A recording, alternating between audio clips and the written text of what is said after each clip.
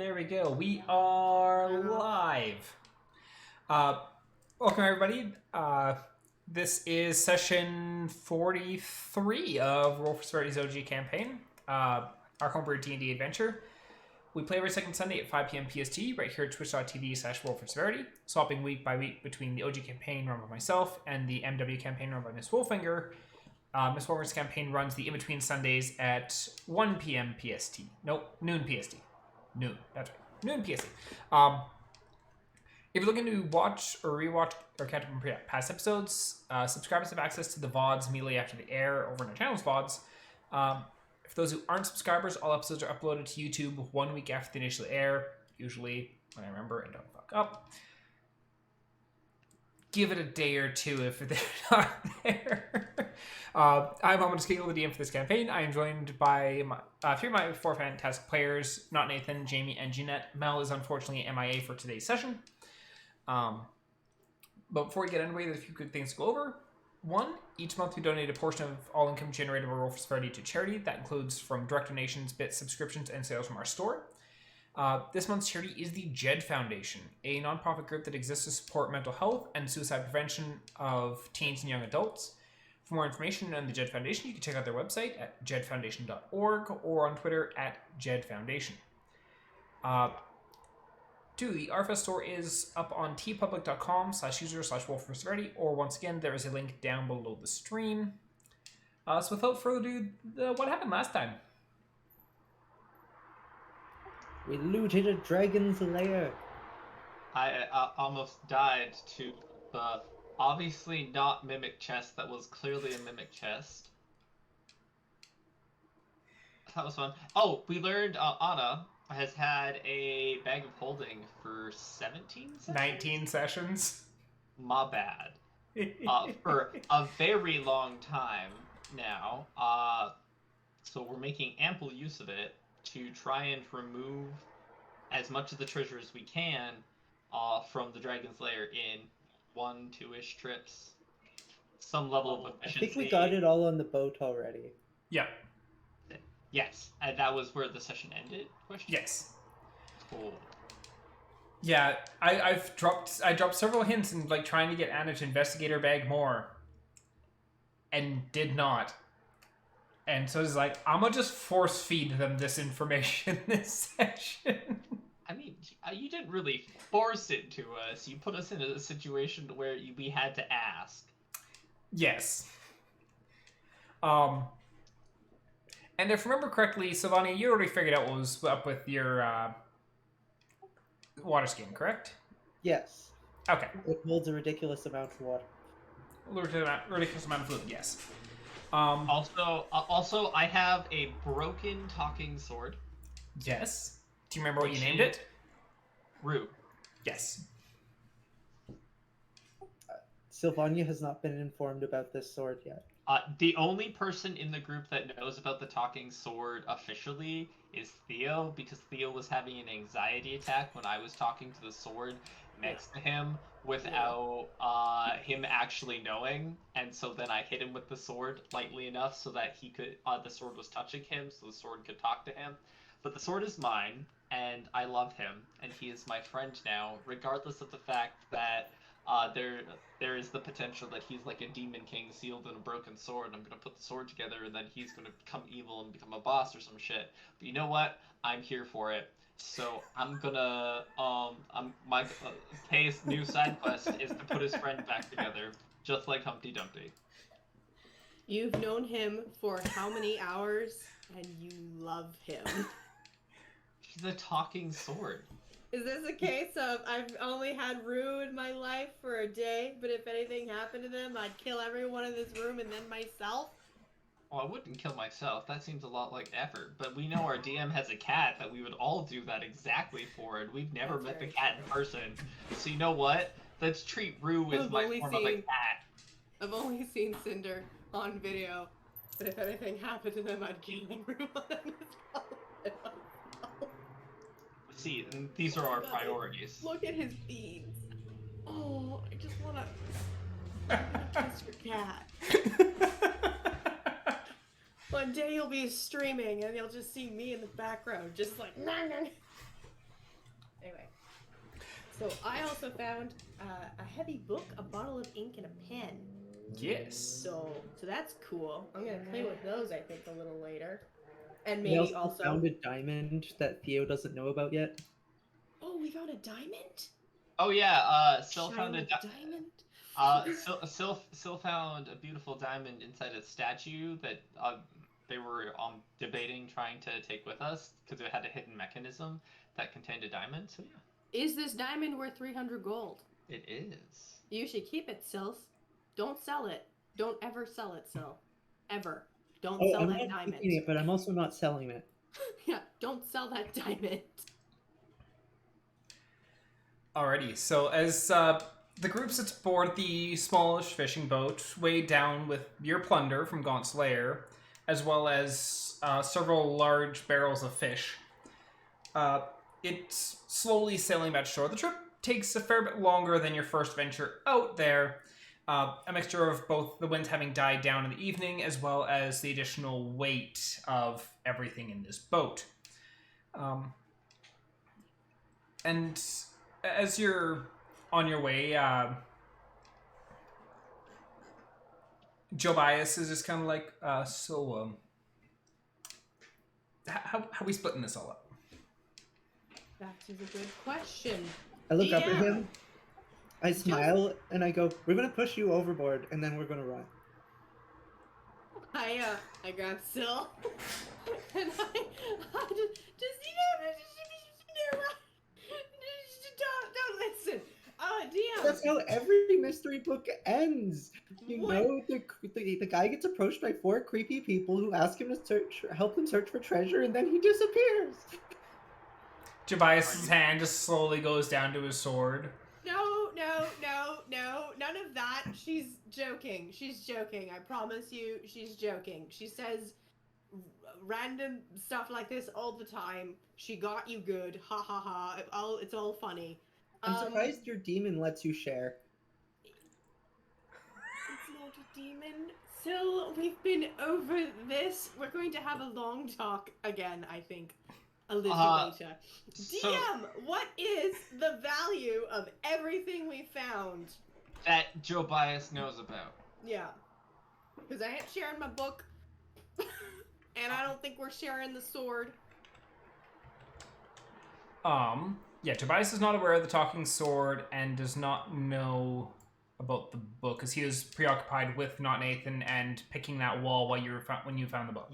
Yes, but he does know about the ore of which we have mined from this cave, which was gold. Yeah, I think. So he is aware of the hundreds of pounds of gold. So Kay is going to quickly get dressed in all of his wonderful armor that is perfectly dry and warm and comfortable, so he is not naked anymore, and he has his inventory back. And he's going to casually ask Rue, because no one else is paying attention, what Rue thinks how Rue thinks we should split what we found. Splitting treasure. Did everyone play an equal part? Relatively. Then everyone deserves an equal share. Okay. So Kay is going to be like, so besides the mimic, which Kay is going to directly look at Joe Bias and be like, who some of us were of no help. Everyone kind of swam down here, fought the sharks, fought the creepy, crazy shit in the cave. So, like, equal distribution of wealth is 1/5 to everyone. So, he gets 1/5? Question mark? Okay. That's gonna be what Kay publicly is like, hey, but math says this. To the party, which is totally not at all influenced by the sword. Nope, not at all. Of course not. So how much gold did we locate altogether? You're unsure of the value of how much gold you'd acquired, just due to the fact that most of it is still encased in rock. Okay. So that would require to be smelted down. Which you've already met a blacksmith in town who'd probably be capable of doing that. Time to go meet my dragonsmith friend. Do you remember what your dragonsmith friend's name is? I wrote it down. 1 second. But is that how we want it? We want to split this 5 ways? Unless you're cutting out Annah because she's not here. And we're absolutely accounting for Annah, and I think yeah, of course. Splitting it 5 ways is, I think, Kay's gonna be like, that's only fair, and I mean, he did show us the general location of where we could find the Dragon Slayer. He So did, like, absolutely. without him, we'd be up shit creek without a paddle, and the party taking 80% and giving 20% to this guy, yet again, of what he knows about, strictly speaking, which is mostly just things of monetary value that we can either resell or literal gold. Yeah. Apparently I did not write down Dragonsmith's name. Backdraft. Backdraft. That being said, Sylvania... Well, actually, anyone can give me a roll for this. Sylvania, do you have proficiency when it comes to, like, merchants? Actually, no, Annah would. That's right. Anna's the merchant. Yeah. So roll me a... What check would this be? Just pulling up character here. View.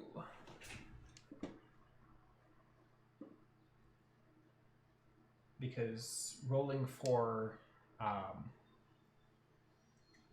value is not a thing. Roll me people can roll me investigation checks. Annah with advantage because merchant. Cool.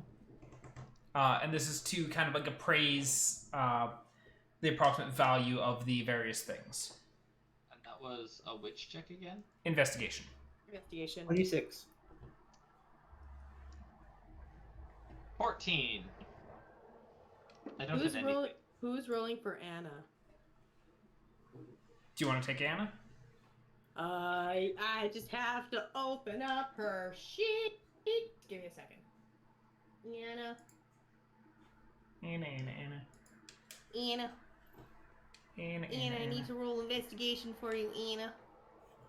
So investigation, she gets advantage. Wow. So she rolled a 16. Okay. So, what does Theo roll? Theo would not know anything about gold. Well, This is like the items and various things that you've acquired as a whole. yes.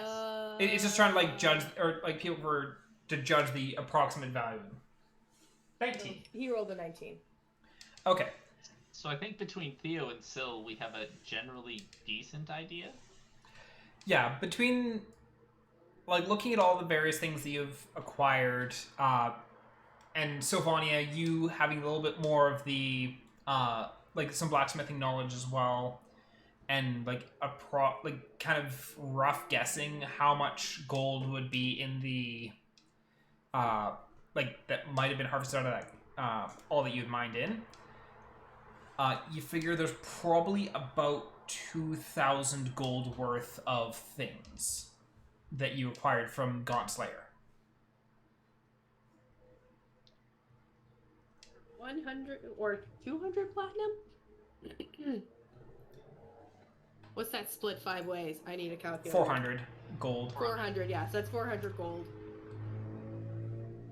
And of the various... And actually, Joe Bias is going to take a roll for that too. He got a 17 for his appraisal. So yeah, he's kind of along the same lines as what you guys found. How much gold and jewels did you find? Yeah, of the usable currency, there's probably about 900 gold worth of like miscellaneous gold, silver, bronze, platinums, like functional currency. And so if you wanted to pay off Jobias with that now, you can. With the general assumption that it's about 2,000 gold worth of what you found. That is, of course, also Kay keeping Rue's secret and Theo keeping the pen secret. So just to And be the gem clear, secret? And the diamond secret, correct? Yeah. He knows about the diamond. Oh, okay. He does? Yes, didn't you? I thought you'd showed off the diamond to No. like I Kay specifically and. shoved it in my pocket. she I didn't tell absolutely. anyone about Yeah. Yeah. To be very clear, from a character perspective, an equal number of people know about the diamond as players know about Rue. Okay. Like one of us might have seen it, but like I don't think like it's definitely a secret currently being hidden by the party. Okay. Okay, then I'll just mark that the diamond is not amongst. I'm waving it about. So I think the general idea is then offer him around Kay is gonna be like, why don't we just pay him off now? Yeah. It's easy, it's done with, and Yep. I mean if the ore happens to be worth more, yay for us. If it doesn't, Okay, you do not know how business works. So, you said it was about 400 per person is what we figured out? Yeah. Yes. You can take 350 gold now, or you can wait till we sell everything and get equal portion. Tobias is going to look back over to Kay. I like his idea better. I'm gonna be like, Sel, it's only fair. It's only like 50 gold. Come on. But it's going to cost us money to smelt the gold. A is just going to put this blank stare at Sil and be like, uh-huh. And?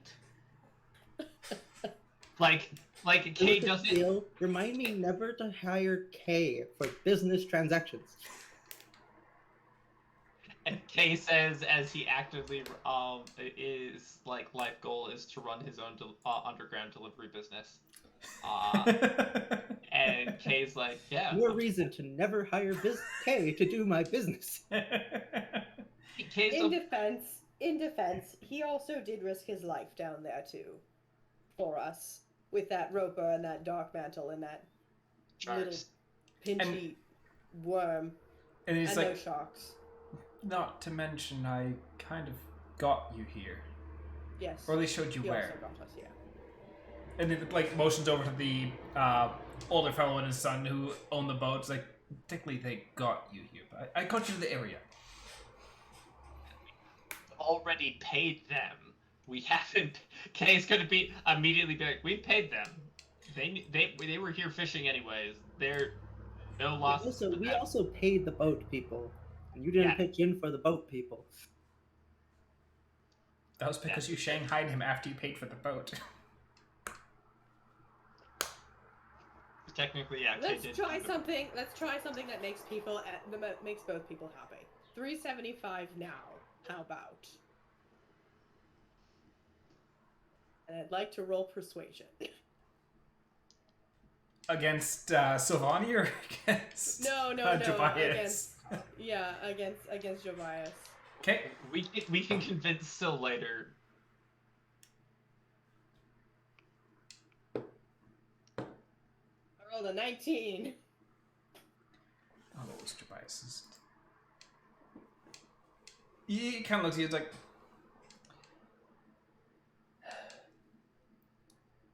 That's fair, but if it turns out that it's worth more, say there's an extra 300 gold worth of gold in the ore that was dug up, then how do I know you're not just going to skip out on it? Just take the gold and run. Kane's gonna be like, hi, remember me? I'll drop shit off, it's fine.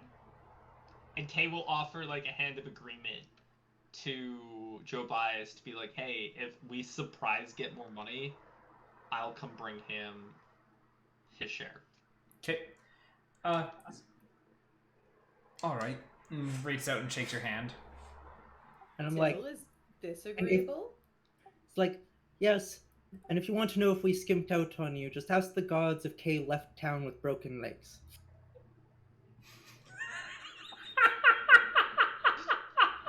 Oh man, still not super happy at the moment. But you know what?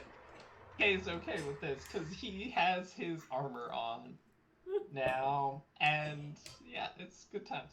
Yeah, how are those shark bites doing?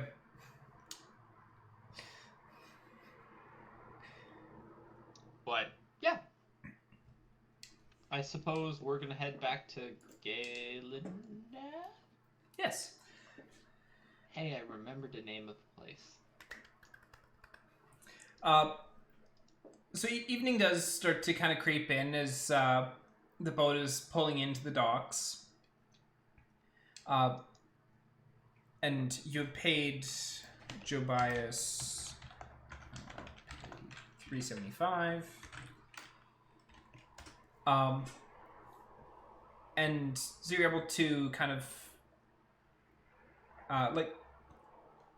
how are you hauling in everything on account of a bunch of the stuff is on the docks? Are there any like hauler boys or anything, like the people that have like little carts to bring everything into town? Yeah. You went. You cut out very early on in that, Theo. Oh, Sorry. Theo cut out, not me. Yeah, Theo, you cut out. What did you say? I said in a very high voice, you got any of them holla boys just hanging out? Rolling perception check. Kind of like real high like this. Apparently my mic doesn't like it when I talk in a high voice. 18. 18. Yeah, you're able to spot a couple people with some carts that are off at the one end and kind of. I go up to them. I'm like, "How much to haul to the fancy hotel? I forget the name of." The Queen's Rest, if I remember correctly. Because we do Queen's have a storage Lodge. room there. Yes, you do have the storage room still there. And they're like, 5 silver? 5 silver for one of you? Yeah. Okay, how many of you are there? There's 2 of them. Okay. I hand them... You said 5 silver? Yeah. Okay, I hand them 2 gold, and I'm like, let's make it speedy. And they're like, can do. And they grab their carts, drag them on over, and they start helping you load everything from the boat into their carts and make quick trip to the Queen's Lodge. The next question is how are we going to watch this overnight? Because I imagine just carts full of gold ore hanging out here. Going to look suspicious. We have a storage room. Yeah, we have a storage room at the Queen's Rest, so we're literally taking it to that storage room. We did leave an entire dragon in there for Yes, so. It is a guarded facility from at least my understanding. It's guarded, and each little section is locked. Yes. So it's it's very unlikely that people are going to steal from us when not everyone knows where it is, and it's also we're at like the fanciest hotel. If you rob people from the fanciest hotel, you have to be very brave. And you also don't know who's staying at the fanciest hotel. And you also would have to have quite the plan in place. It'd be like we're walking into the middle of a heist movie, and we just happen to be one of the people that get robbed. See, you're all saying this, and I'm looking over at Aaron, and he's like, "Oh yeah, I got Ocean's 11 happening in my backyard. I totally do. I see that smirk, DM." Everyone wakes up to everything is will gone. Will it make you feel better if I tell Dog to watch it? Yes, actually, it will. Okay. Is that mostly so the dog isn't like leaking in the room?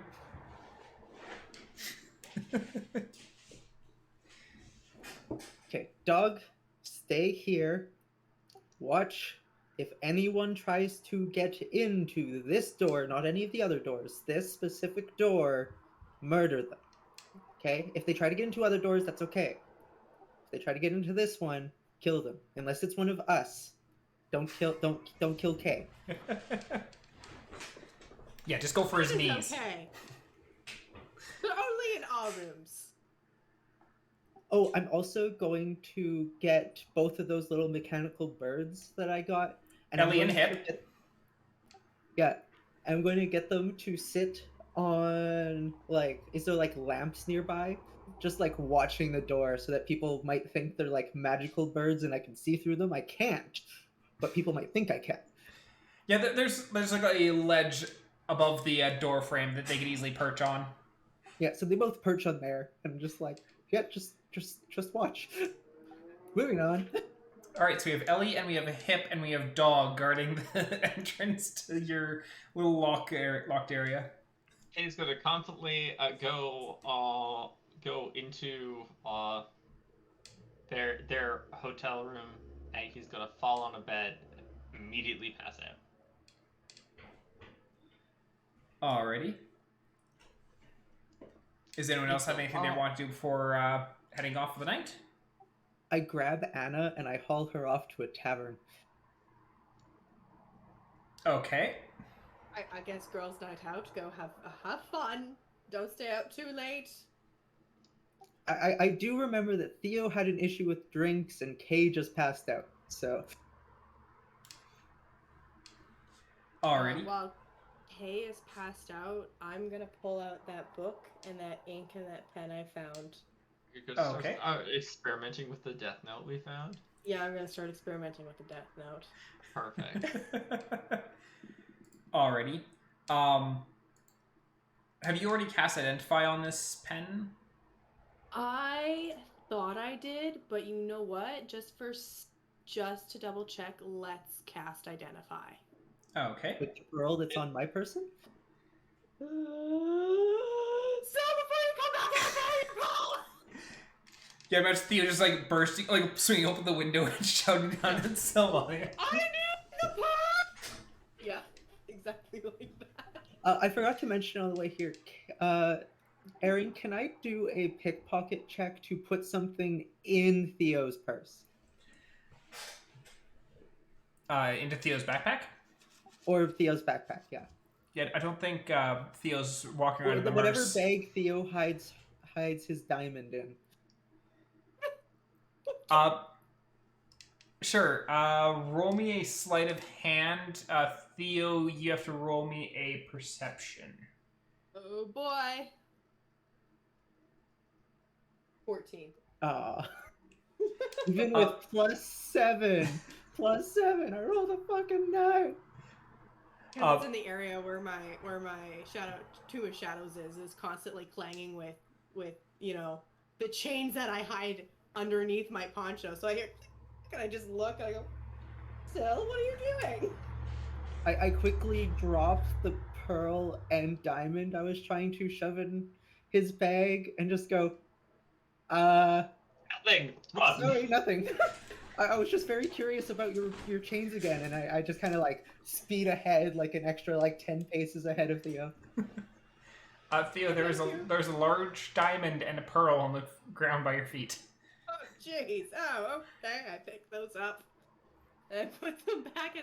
Those are the resurrection diamonds. Where I thought we said we don't touch the resurrection diamonds. And as you go Does and put Theo notice there's a second one as he puts them away?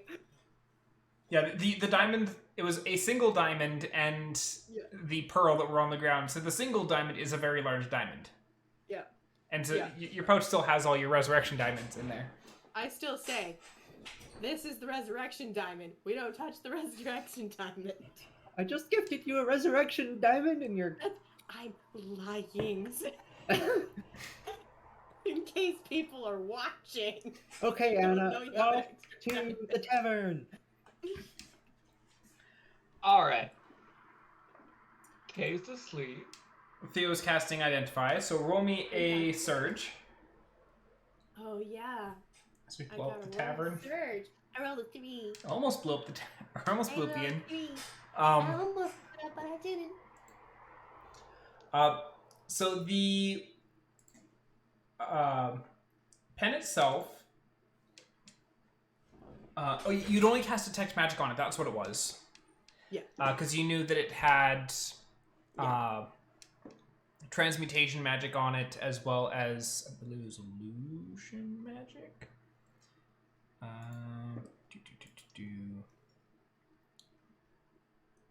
You knew that the sword had Conjuration and Transmutation was the two schools of magic on it. Yeah, because Transmutation and Enchantment are my sword. Yeah. Now where is that item?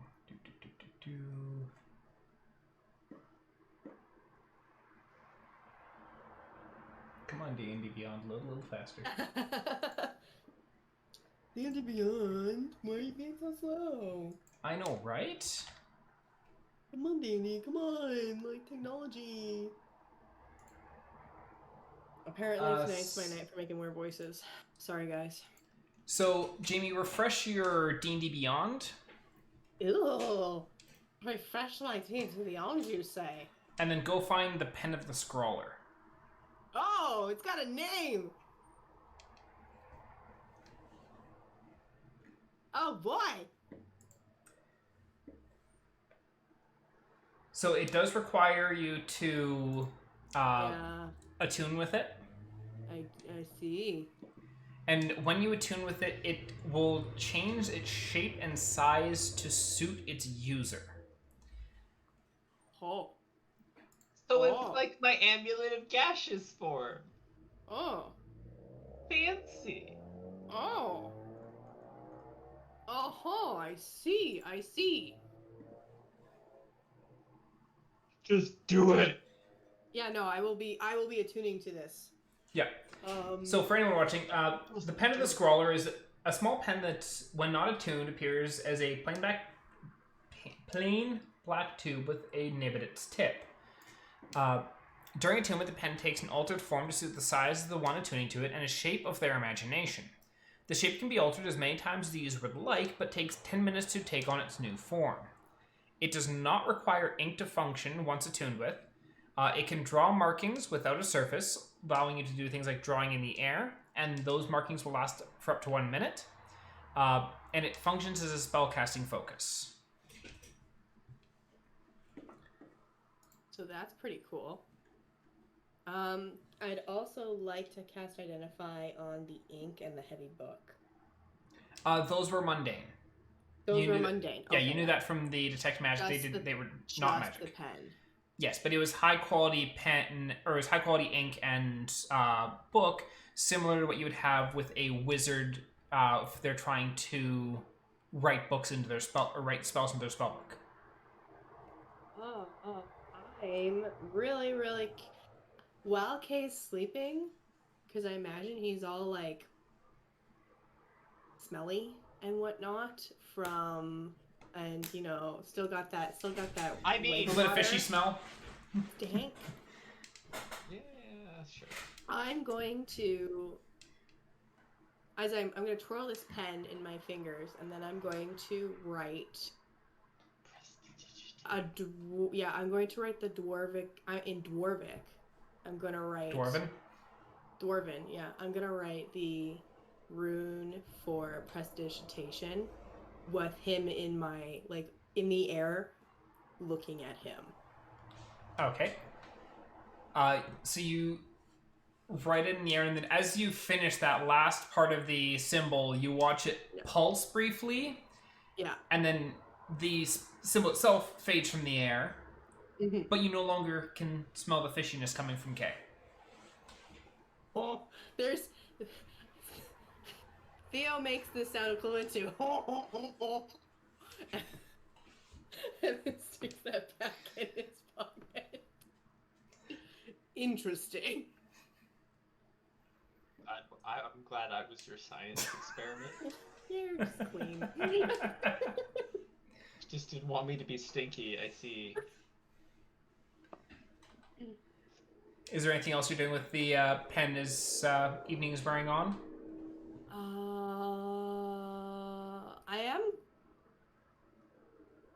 I'm probably gonna do like little tiny things with like prestidigitation, where like I like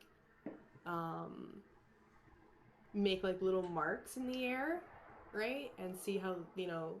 But like other than that, so I'm just gonna probably spend my evening just drawing dwarven runes and little pictures and just seeing what I can do with it. Yeah. But nothing like, I'm not gonna like, you know, cast fireball or anything with Yeah. So as you're drawing, you find that anything that you draw that casts a spell, so like you use prestidigitation, like light a candle and stuff like that. Once the spell goes off, that symbol fades. Mm-hmm. But things that like you draw like a bunch of swirls in the air, just like waving the pen around, and those persist for that full minute before they fade out. Okay. And I don't know if you have any spells that have like any cantrips, because you were saying that you were just like casting like simple ones. Yeah, I have light. I have mage hand. I have guidance. So I would probably. I also have control flames, but yeah, I would probably stick between light prestidigitation and mage hand, like moving stuff around and. Yeah. So as you cast something as you cast light, you find that as long as the spell is persisting, the symbol persists. Okay. So the instantaneous effect ones will vanish once the spell goes off. Persistent ones the symbol will remain written there until it is worn off. All right. Yeah, I'm just gonna continue my evening. Playing with my new pen. Alrighty. Every once in a while, also, I'm just gonna like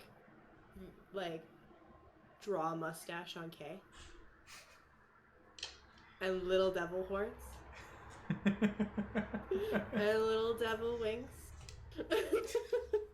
And just, snicker to myself as they like fade away, and then I draw them again.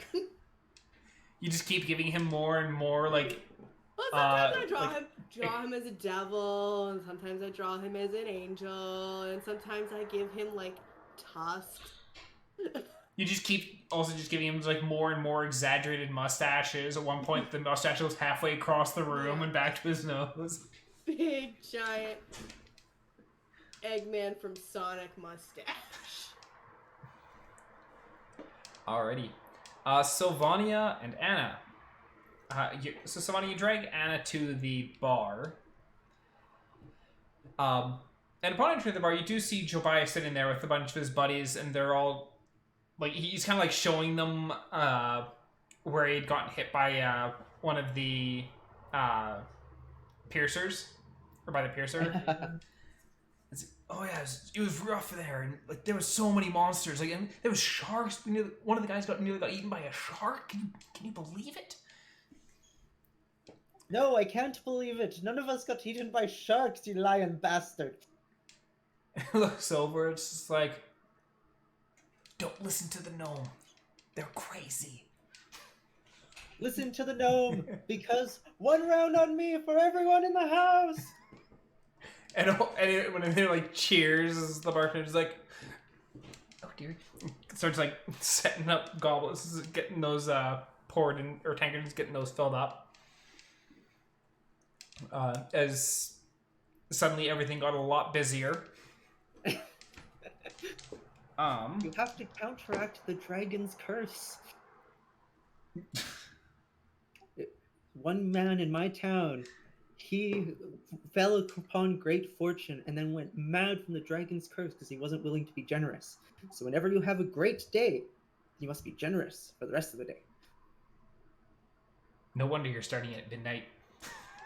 Be generous for the rest of the day. All 3 minutes of it. So if you are buying everyone a round, that puts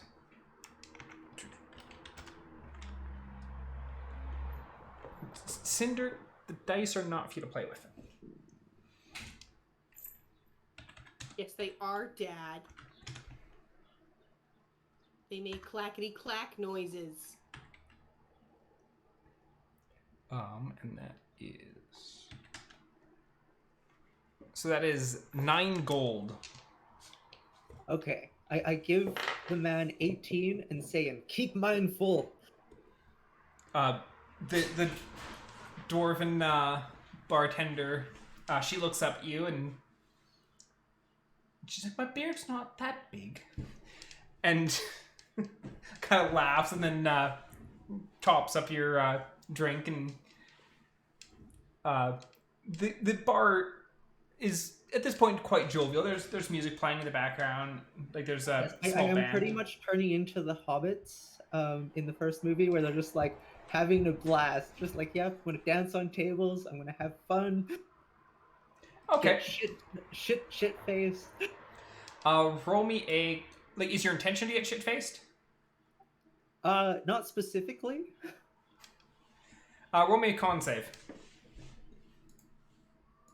Oh wait, that wasn't a con. Okay, I just rolled a d20. What is my con? That is a 14. 14? Okay. First couple of drinks, you're doing all right, but you're feeling a little bit tipsy off of those first couple of tankards. Theo, is Anna drinking? You know what? Yeah. Anna's gonna drink. She's like, yeah! We live through sharks! And as soon as Anna mentions the sharks, Jubai's like, see, there were sharks. Don't listen to the gnome. They didn't kill anybody. They tried. But nobody died. Kay He's nearly fine. did. Huh? Kay nearly did. No, he's fine. He's fine. But He he bounces didn't. back up. If anyone's going to kill There's a Kay, it's lot going to more be than me. that. Haha! Dance. Roll me a con save for Anna. I gotta roll a con save for Anna. Where is my Anna page? It's right here. Constitution saving throw? Yep. Constitution, she rolled an 11! So she handles the first drink okay-ish, but the second one, she definitely starts feeling a fair bit more tipsy. Oh I no. just convinced Anna onto a table and dance with me. Sure. Yeah. We can dance on tables. Doing traditional gnome dances on tables, just da da da. I don't know how to do traditional gnome dances, so I'm just gonna shuffle. Just do what I do. Aha! Now, come on, you have to get more into it. Da, da, da. I'm trying. Sylvania and Sorry. Anna, roll me another con save. 18. 9. So Anna starts to sober up a little bit with the dancing around, and like that little bit more of a, I don't want to fall off this table. Whereas Sylvania just continues pounding back drinks. And Sylvania, roll me a dex save. Alrighty. And this would be at disadvantage. That one! So Sylvania, you are dancing on the table, having a blast, and then the next thing you know, you're laying on your back on the floor. You're not quite sure how you got from point A to point B, but you definitely got from point A to point B. I just burst out laughing and just like get right back to it. It's like, that's okay. Yeah, you end up dancing about fairly late into the night. Drinking. The bartender does definitely keep your tankard full. You're not entirely sure full of what, but Oh, Keeps There's- me in a dancey mood. That's all I care about. yep. And roll me one more con save for both Anna and Sylvania with disadvantage. 14. Eight. No, 4. I was like, hey. Are you sure it wasn't with advantage? Because that one was not fun. I'm sure it was not with advantage. I looked at the higher one and I went immediately. I was like, oh no, wait. I rolled a 2 and a 20. Come on, 2. We were supposed to add a 0. So as the evening wears on, eventually you both kind of tucker out and end up. Sylvania, you end up like kind of blacking out in a corner, and Anna's just like, gotta get back to the hotel, and then immediately just like, tunk, just like flumps over to a table.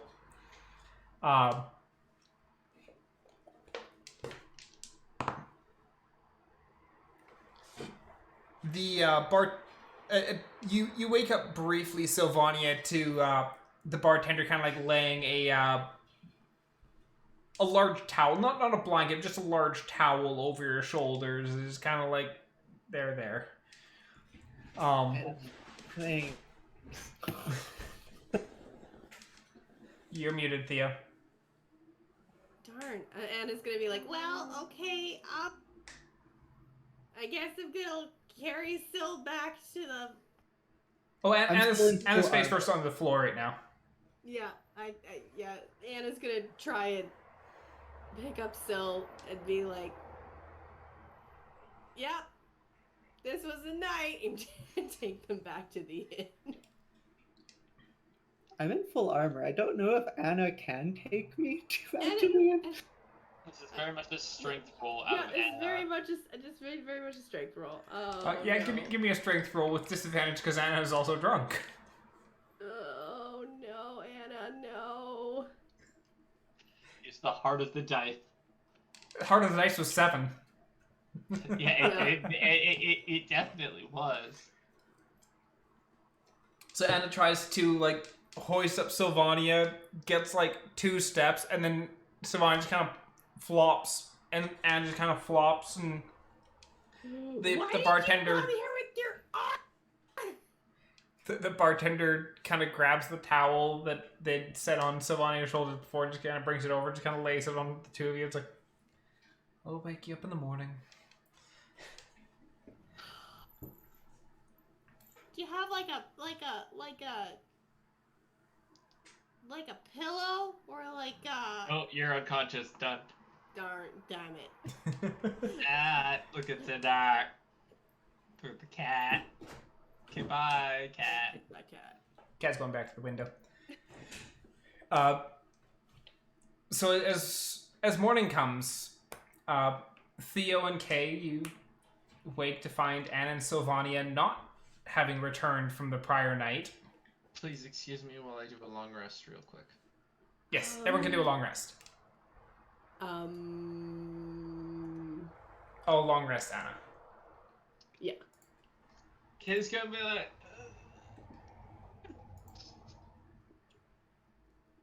smells his pets. He figures he's fine. He seems reasonably clean enough. He doesn't smell fishy or stinky. He doesn't really know why, nor does he care. And he's gonna get up. He's gonna sit up from his well-rested sleep because Theo was up too late, so they're probably waking up about the same time. He's gonna be like, looks over at the other beds and be like, Theo? Yes, Kay. There's no Anna and Syl. They went out to I think, went drinking last night, too. Any idea where? I have no clue. Alright. So Kay is going to, with way too much energy, like all of his internalized energies there, he's gonna bounce out of bed. And then, like, he's gonna go on an adventure to find his friends. Okay. He's gonna stay in bed. That's fine. Kay, does Kay know of the bar that no, Kay doesn't know of the bar that he went to. Kay's gonna go looking at all the bars he can find, because Kay went to acquire a boat while y'all went bar hopping to find a person who might know things. So Kay knows nothing. As such, he's gonna go on an adventure to see if he can find his friends. Okay. Are you asking anyone where the bars are, or are you just like walking up to every building that looks like it might be a bar and trying to like peer through the windows? I'm assuming most of the generally commonplace bars are on my map. That I definitely have on my person still. This conveniently placed map of Gilead, which should show me the entertaining locations nearby in accordance with the fancy hotel that gave me the map. Yeah. So I'm going to start with those places that are on the map and just kind of knock on the door, see if there's like if it opens and if there's any unconscious bodies that may or may not be my friends. Okay. Roll me an investigation check as you're rummaging along. 3. 3. So it takes you the majority of the morning as you're like going from bar to bar, trying to find. They were in the last bar I looked, weren't they? They were absolutely in the last bar you looked. Well, obviously, because once you found them, I'm pretty sure you'd stop looking for them. But you also went through many bars before you got to them. Of course I did. Cinder, no eating cables. Yeah, you eventually find them, still passed out, a towel kind of draped over them, and like the seat of a bar stool that had been like taken off the stool. It's like kind of like tucked under Anna's head. Sylvania is just like face down, just like a little bit of drool puddled around their head, just like the. Is this that moment where Kay rolls a strength check to see if he can pick and or adjust enough of them up to drag them back? Sure. You're how tall? It's an 18. You're gonna be able to carry each of them under your arms because they're much shorter. Yeah, but Sylvania's in full armor. Sylvania's in full armor, which is why I had to ask if my 18 would cover it. That's a save. Yeah, Yeah, it should have been a check. Just straight strength or athletics check. Is there any difference between your athletics check and your saving throw? No? Then we'll keep it. Okay. So you absolutely just kind of like football grip them both, just underneath like each shoulder, just like toting along. Anna and Sylvania, roll me a con save. A con save? Yeah. 18. So Sorry, Mel. So Sylvania, you wake up partway back to the bobbing of your body being carried by some strange individual. Who's carrying me? Hey, it's me. Do you say anything? That's what I say. Who's carrying me? Morning, Sil. Oh, it's Kay. Kay, you didn't come drinking with us. You didn't invite me. No, you were asleep. True. And then Kay is just gonna be like, continue to carry people forward. Yeah, Anna is just completely toast right now. She's just like lifeless, limp sack of flour just being Imagine carried she's along. got like super hangover sleep happening. Oh yeah. Yeah, so Kay's goal is to get both of them back to the hotel, to plop them on their beds, and then get a glass of water for them and like a very heavy starch-based breakfast from the kitchen. Okay. And have it brought up and have it next to them in their room for them to eat when they get in, or when they wake up. Yeah. So you get back to the hotel, and Theo, you see as Kay kind of strolls in, having tea. half beings underneath each arm. Where did you find them? Under a towel in a bar. It was a good night, Theo. Kay's gonna immediately look at Syl, and Syl's gonna like he's gonna like casually like lift Syl up onto the bed, and he's gonna be like, "Go back to sleep, Syl. You're in a comfy place now." As soon as you put Syl down, Syl's already up, like halfway to the door. It's like food time. Hey, can Kay reach out like with his arm and be like, "Boom, back on the bed, like I'm getting you food. Calm the fuck down." Do you resist, This is Sylvania? Yes. Okay, Alright. roll me athletics check for Kay, and that would be athletics or acrobatics for Sylvania. 11. You lose. Yep, so Kay absolutely grabs you and throws you back on the bed. I get up again. I'm stubborn.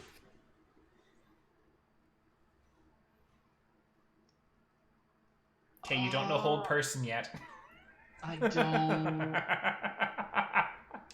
So you know what? Kay's gonna try and trip Syl. Okay. I don't know what you want me to roll to try and trip Syl. This seems like a lot of violence real early against our friends in the morning. Hold on. So, Kay is immediately, while Kay is doing this, because Syl is being a problem child, Kay is going to, drop. He's going to move, Annah onto her bed, which I'm assuming is directly next to Syl's bed, and just plop her down so she can, at least be on a bed. Yeah. So that... and then when Syl gets up that second time, Kay's just going to casually stick his leg out so that Syl should trip over it. Okay, Sylvania, roll me a dex save. Kay, roll me a dexterity check. Oh, this will be easy. 9.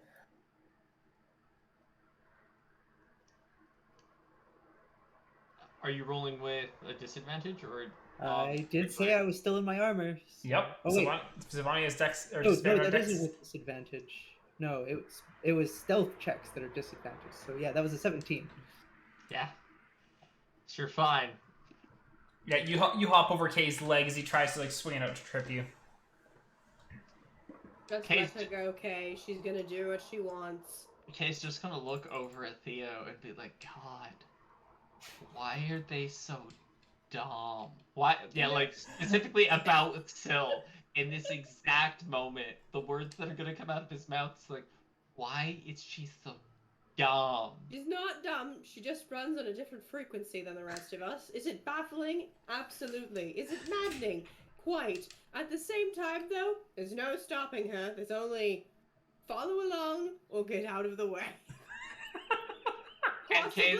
Possibly follow along, and if you're lucky, move things out of the path so she doesn't hurt herself. So Kay is going to begrudgingly shrug, and immediately is going to follow Syl to the restaurant because this is the fancy hotel. Yes. So he can order food to take up to the room for Anna.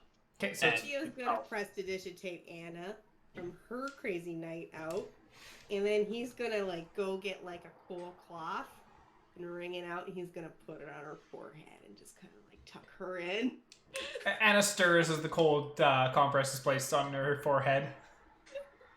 Yeah, okay, it'll be 7 silver for meals per person. Sure. So... As I order my meal, do you bring it up to rooms? I want a bath. So I'm just gonna pay for all of us for the sake of simplicity because I expect Syl to literally walk in, order food, walk out, because it's food time. And so I'm just going to get breakfast for myself and Theo while I'm at it because Theo's still up in the room. And Okay. my plan is to just either get them to deliver it up to the room, assuming it's no charge, or take it up myself, if there is. Yeah, it's no charge to have it brought up to the room. And so when you order the food, they're like, yeah, we can absolutely have this sent up to your room. Thank you so much. And I wander back up, start warming up a bath. Okay. He's going to casually follow behind Syl to make sure she doesn't trip going upstairs. And if she does trip going upstairs, Kay's just going to laugh. I'm hungover, not drunk. It doesn't My matter. head is pounding. I'm not falling over. I don't know what level of consciousness Syl has as a hungover person as opposed to a drunk person. Anna is clearly still drunk, which is why she's unconscious. You, on the other hand, I don't think Kay has seen you hungover, at least not at the same time. I have partied until 6 in the morning and then still been on time for work at 7. Yes, but Kay doesn't know that. Well, no, I just told you that. I mean, and Kay's gonna be like, sure, you're full of shit. And, this is what Kay's thinking. Kay has seen enough people drink be drunk the next morning, be hungover the next morning in the Fae, to know better than to trust a lick of sense of the words that are coming out of your mouth right now. And he There's is nothing like a hot forge and bullshit. tinkering to get rid of the drunk. Because if Okay, it doesn't, you get burned and then you stop being drunk. Okay, he's gonna be like, Follow You know- along. Theo's just gonna poke his head out. Follow along. Move things out of her path so she doesn't hurt herself. And I'm gonna pop my head back in. Or get out of her way. and shortly, as we're heading back up to the room, Kay's gonna pull out his message stone, and he's gonna be like, "Hey Theo, can you get a bath ready? Syl is assuming that there's gonna be one ready for her. Maybe." I didn't assume. I question said mark? I was going to go up and warm up my bath. So just can you get it started, please? Do For we the have sake of- baths? Yes. Oh yeah, we do. Okay. You're in the fancy hotel. We're in the Okay. fancy hotel. I guess. Okay, I guess I'll get a bath started. Start running water. Yeah, and you're able to get the bath drawn and start getting that heated up as Sylvania, and followed along by Kay, rolls into the room. Are there like side tables in this room? You mean like end tables? Or like End tables, side tables. night tables? Yes. I'm going to drag one of the tables over beside the bath, and then I'm going to take a bath and simultaneously polish my armor. It's like, yep, I fell asleep. Now I need to fix all the things I should have fixed yesterday. And Kay's just going to look at Syl, be like, "The fuck?" And then he's I'm going gonna to close turn. the- And then he's going to turn directly to Theo, because as he watches Syl do these things, he's like, "Oh wait, Syl's about to be naked. That's a problem." He's gonna turn to face Theo. Doesn't care about the door, but turn to face Theo and go, "Breakfast is on its way up." I'm very proud of you this morning. And then I'm gonna close the door to the bathing area so Phil can be private. Phil has no discretion, by the way. I figured. I know. I mean, Kay doesn't care either. It's just his sense of self-respect for other people. Because Oh. yet again, the Fae, it's a very weird thing. Beings being naked is not a strange thing, but it's just the question of, are they naked and it's something he wants to see, or is it naked and something he doesn't want to see? And often it's something he doesn't want to see.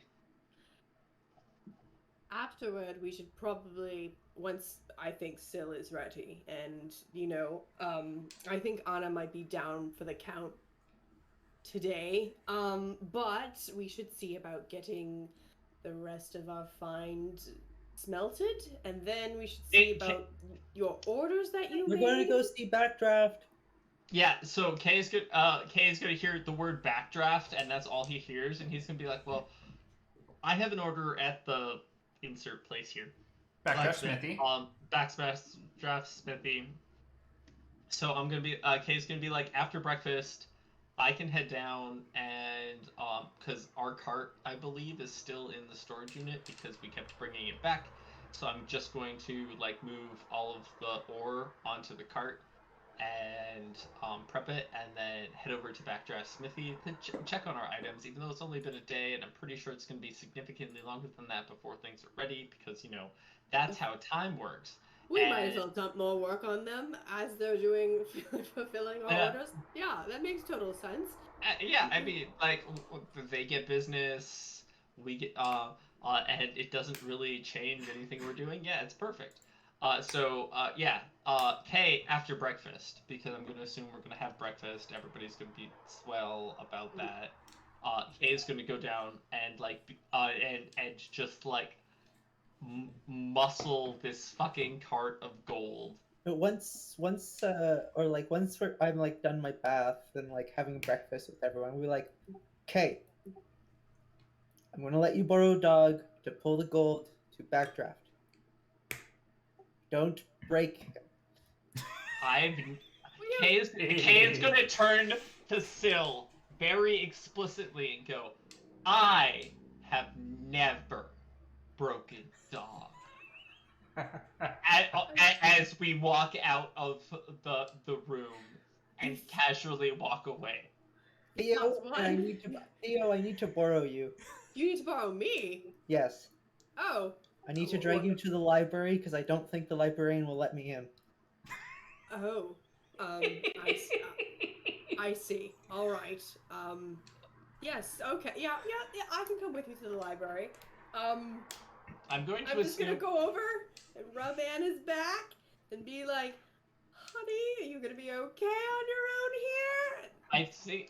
So just casual assumption for Anna's part, she woke up, probably ate some food, but due to her crit 1 constitution on how actually drunk she was, I'm expecting her to eat food and then go back to sleep again. Yeah, like, Theo going over and rubbing Anna's back is what wakes Anna up, and Anna's like, what? You kind of, like, push the food over to them. They're, like, kind of laying there on their side and just, like, bread into their mouth. Huh, I think Anna was a bit taken out by last night. Maybe I pushed her too hard. You know, we did have a full day of adventuring before, and then, there was the sharks, and then there was dodging the roper, and then there was, finding everything in the cave. Out of my bag, and like I mixed some stuff together. And I'm like, Anna, drink this. Before she drinks it, I need to roll a d20. I'm casting lesser restoration. Oh, 2. Almost blew it up. Almost caused the room to explode. We've got a 3 and a 2. I'm looking forward to the next spell someone casts and the rate we're going. Like, here, Anna, drink this. It should help. Anna drinks the concoction. It tastes very chalky. It's like she's feeling like it takes a little bit for it to kick in, but she's feeling okay. You can sleep. Yeah, like we're all good. Like as Dog and I are sarcastically on our way out. Morning and good night, Anna. Get some rest, and then we're gonna go deal with our shenanigans. Yep. Insert split the party in town here. And then I guess whenever you're ready, Syl, we'll go to the library. What are you hoping to find there? Oh, I'm hoping to find not Backdraft. Badamir. Vadimir? Yes, the old man. Oh, yeah. Yeah, the person that we need to return the book to. Okay. Why? Just out of curiosity, why don't you think you can get into the library? Well, weren't you the one that was with me when I had books thrown at me? I don't remember books being thrown at you, but at the same time, I think Anna don't remember. Yeah, that probably wasn't me. Well, Mel was in control of Theo at that moment. Oh, okay. Basically, what ended up happening is Sylvania went to the library to find Batimir, and you had gone with them, and so Sylvania walked into the library and yelled at the top of their lungs trying to find Batimir, and then promptly got beamed in the face with a book by the librarian. Okay, cool. It's all coming back to me now. Yes. Sylvania's idea of a library is a noisy place. The library in her town was also like a tinkering smithy. It's like all the books were for tinkering and smithing, and you pulled out the book and you started doing it right there. It was loud and noisy. Quiet was not a thing. Oh yeah, no, so like... Oh, we just dropped a K. Yeah, we just dropped a K. Yay! Oh, there he's back. Ah! Discord exploded, my bad. There we go. Theo, Jamie is no like, longer me, I'm no longer Nathan, and Nathan is no longer Jamie. Totally not crazy. What? So yeah, Theo super face-palmed then. Yeah, I just need to go find Batimir, and you've seen him, so I need to get him to come out of the library so I don't piss off library later. Okay. Understood. I might need access to that library eventually, and I want her to forget who I am before If then. you take your armor off, I probably could hide you, but that at the same time, that might also get me banned from the library. Wait. Actually, don't I have disguise self? I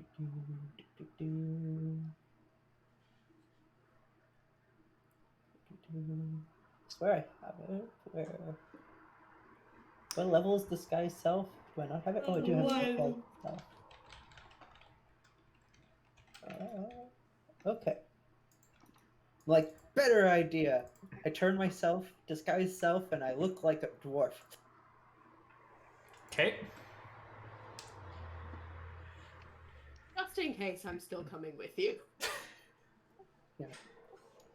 And I will have orange hair instead of purple hair. Okay. Oh, I should probably roll my thingy. Yeah, roll me a surge. Haha! 13. Go Okay. surge.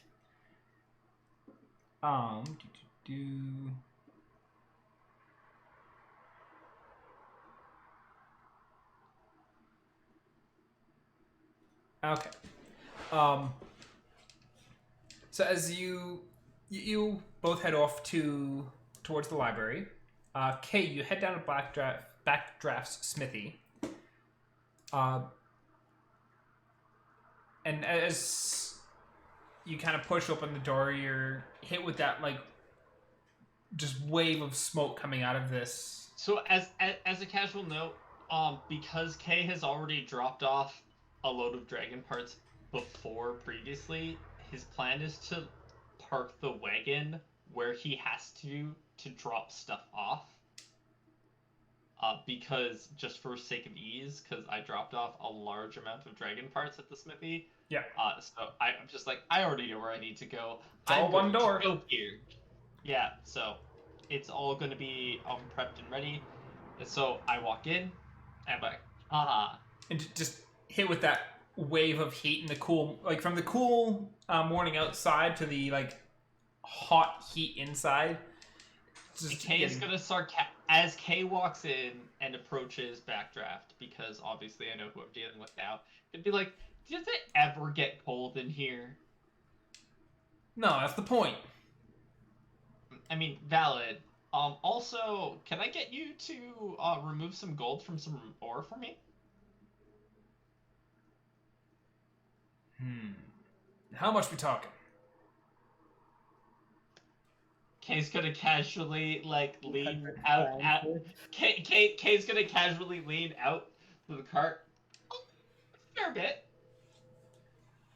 And he kind of comes over and takes a look. It's like, oh, that's quite the lump of rock you got there. It's gonna take a while to smelt down between the dragon scale armor I'm already making for you and other orders I have to complete. Kay's very much gonna be like, well, as my party has said, we like you, and we'd like to do business with you. So, I mean, if it takes some time, it takes some time. Not in an aggressive hurry to head away from here.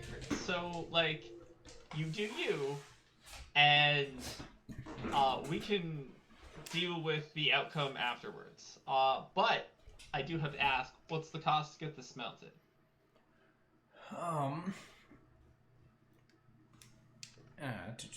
How much rock in total do you guys have? You had 750, I think it was cut down to after Sylvania's trounced through it.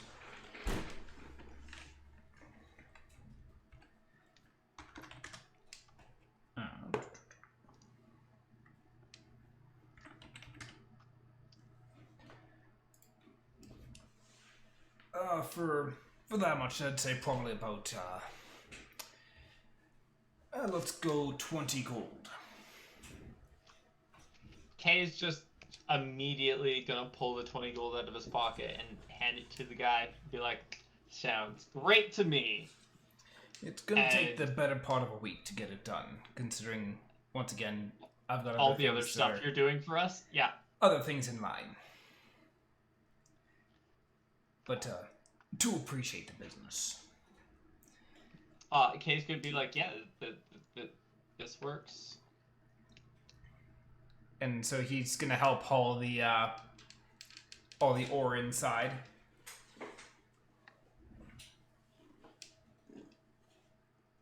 And he kind of also like motions over towards a mannequin that has like part of the dragon scale armor already crafted on it, and he looks like he's about a third of the way done. Kay's going to like stand next to it and be like like start to like critique it.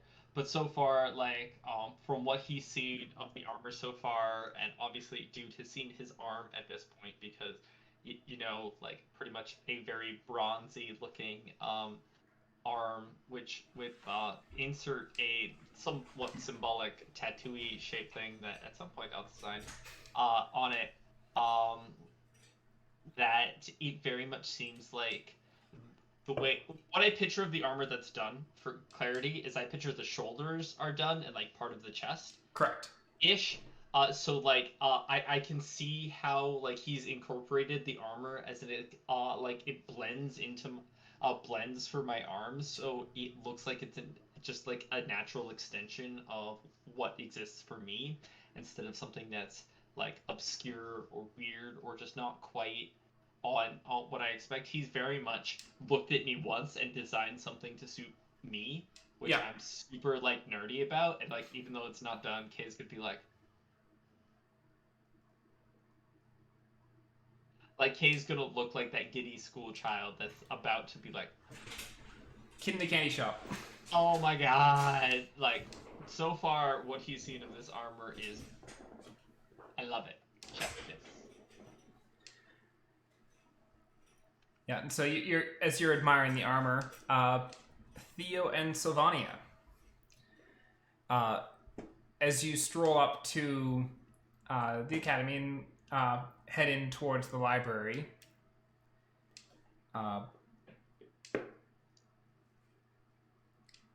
Sylvania, what is the DC for your disguise self? 15. 15? Okay. So you stroll into the library, and the librarian looks up and recognizes Theo, and then looks at the dwarf and doesn't recognize the dwarf, and kind of like looks past Theo and the dwarf, and then kind of goes and adjusts her glasses and continues reading. Yeah, I didn't bring dog with me, haha. You didn't bring dog with you, and you didn't start out by screaming. The fact as a player, I just realized you didn't send dog with you to so that it wasn't as obvious that you were you, and I'm like, dang. Well, the librarian also looked at Theo. After. Well, the librarian also looked at Theo, and it's like, I remember the short loud one being with this one. It's like, no, it's not the dwarf. And then looking past the dwarf to see if maybe Sylvania was hiding behind the dwarf.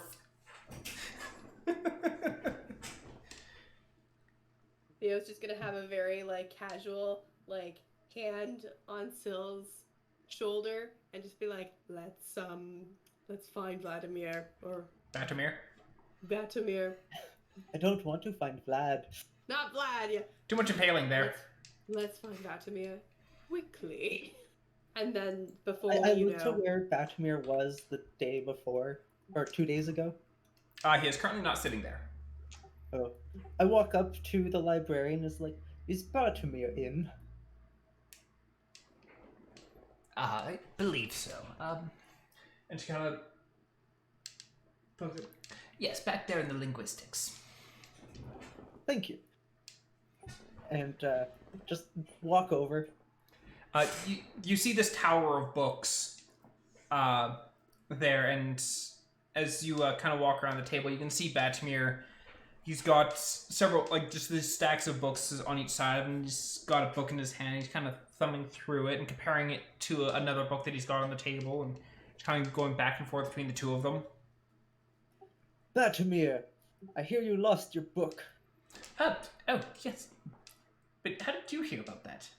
I remember you. And like looks up at Theo and. Yeah, that's not. Theo, you ruined my fun. I pull out the book. Let's not ask questions. And Batimir's gonna adjust his glasses. And he's just kind of like flicks down a couple of the like extra lenses that are on the front. Like, disguise self, brilliant, definitely a good spell, fantastic spell, well done.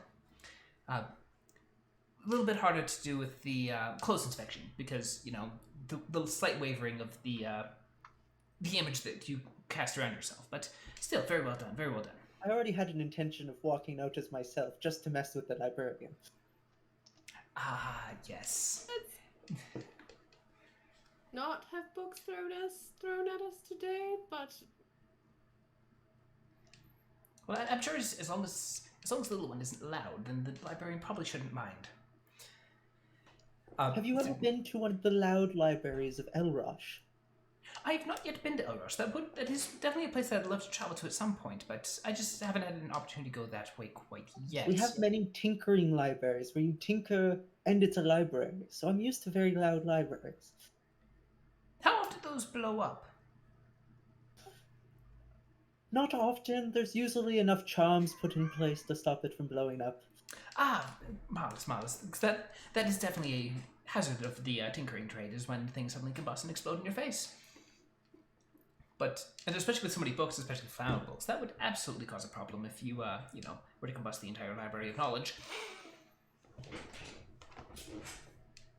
But yes, you were mentioning having my book. You found my book? Yes, here you go. Marvelous! And takes the book and he, opens up and stuff. Yes. My notes are still here, still intact. Looks like they did not get damaged on the way into Gaunt's lair. That is glorious to see, glorious to know. And so you found... I don't suppose you found anything else in Gaunt's lair. What all was in there? I'm quite curious about the thief who stole my book of, the dragon. What kind of things had he been hoarding? Oh, there was a bunch of gold, there was some jewelry, painting. There was a cannon down there. We couldn't take that up though. There was also this hand with a hidden compartment that I now want to make.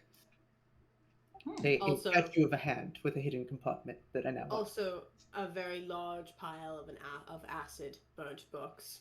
Oh, acid burnt books. That is a shame. I don't suppose you salvaged any of them.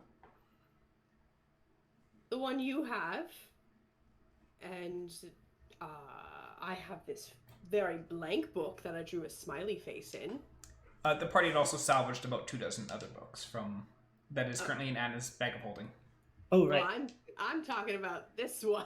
Yeah, I know, but I can't remember whether you were there when they were throwing books to Anna. Oh, we did a couple dozen books. I'm curious as to what else you've stolen. I wouldn't mind taking a peruse through those if you don't mind. I don't know if you have them here. You kind of look around like I don't see the pile of books, so I'm assuming you were going to look over my blueprint for me. If you look over the blueprint, after you look at it for a bit, come stop by the Queen's Lodge, and you can definitely look through the books. Yes, the blueprint. Let me see that again. And he kind of reaches out for the blueprint. Don't you have the copy I left you? Oh, I thought he had given it back to you. I know, I told him to keep it because I have 50 of them. He's like, oh yes, that is right. And he goes and rummages through his pocket and unfolds this blueprint and yes. And he takes his book and he flips it open and starts flipping through some of the pages and he's like, yes, and he's kind of showing you, and it's see, here in the script here, we've got the same kind of runic patterning. And he also flips to the back of his book and opens it up and pulls out a folded blueprint there as well. And he spreads that out on the table and puts it down beside yours. And they are of very similar design, but the images don't match. And so, this is the blueprint that I had acquired. And I'd gone to the Grand Library and managed to be able to peruse through. In fact, was able to translate some of what was on this one. 2 primary ingredients. Unfortunately, the third is, even with the assistance of the Grand Librarian, was not able to decipher. Seems even their collection has gaps, which is to be expected on account of this language appears to be several thousand years extinct. Which, of course, makes it all the more interesting to actually investigate because, having to trace through various dialects in order to get hints of what something is. And he kind of points out to one part of the blueprint, see, this one here on yours, we have, and he's flipping through, where is the, there's your yes, see, here we have, and he flipped through his books, the Vacadrus bone powder, sand-dwelling worm, supposedly extinct. I wouldn't bet on it. Those things are probably stubborn. But then here on my blueprint, we've got the Izix's heart. I don't know what an Izix is. I don't suppose you have any idea. Can I do an intelligence check, or? I was gonna ask if I could also do an intelligence check. Sure. Roll me actually history. History? History, say? History, to see if you remember anything about these. That would still be the same as my intelligence check. So. 17. Yeah, I know nothing. Even with the 17, you have never heard of an Izix. I have not heard of an Izix. I'm not sure what Izix is. It's a creature I've never heard of, and there was no mention of it in any of the tomes I browsed through. Vast wealth of knowledge stored there, but obvious pieces missing. Possibly a creature from the Underdark, not quite sure. There's large gaps of information missing from that region in particular. Not surprising considering how many people go in there and never return. Dangerous place it is. Do you know if there's anywhere, preferably near here or Aminodel, that there's an Underdark expert that might know more? Underdark expert. Not that I'm aware of. If you want to find an Underdark expert, you probably have to go and find them in the Underdark. Most people who I could be prefer experts not to go into the Underdark ever. I second that. I also would like not to go into the Underdark. Ever. Unfortunately, I think most people who are going to be experts on the Underdark probably reside there. Most you never know. Come to the surface. Yeah, that is quite fair. I just don't know any off the top of my experts head. with 1,000-year-old dead languages would have lived thousands of years ago. Yet here you are. Well, I did not live thousands of years ago. I'm quite young, technically, in contrast to the languages. That's what I'm saying. Yet here you are. I suppose that is fair. The other ingredient on the one that I have found here is Feligorgon blood. And Theo. Something Gorgon blood? What was the first? Feli, F-E-L-I. Feligorgon blood.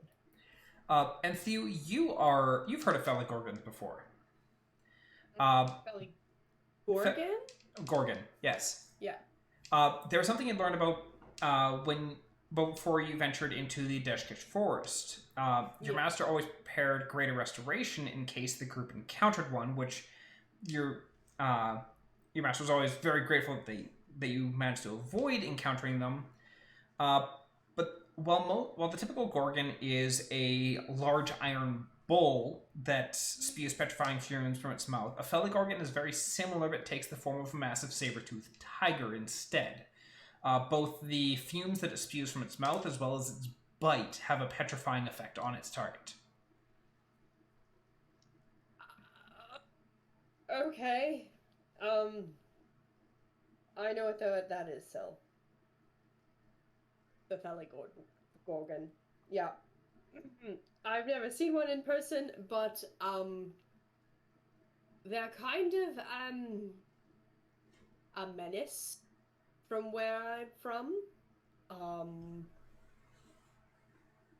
And they like to petrify people. Fascinating. Yeah, it's not fascinating. I've heard stories of them turning swaths of people into statues, and then, those statues break, and then those people are. Let's just say. You said Batamir has a different blueprint. Mm-hmm. Yeah, they're the similar style, and like you even see some of the runes are like similar in nature, but the images and the layout of the blueprint is very different. Okay.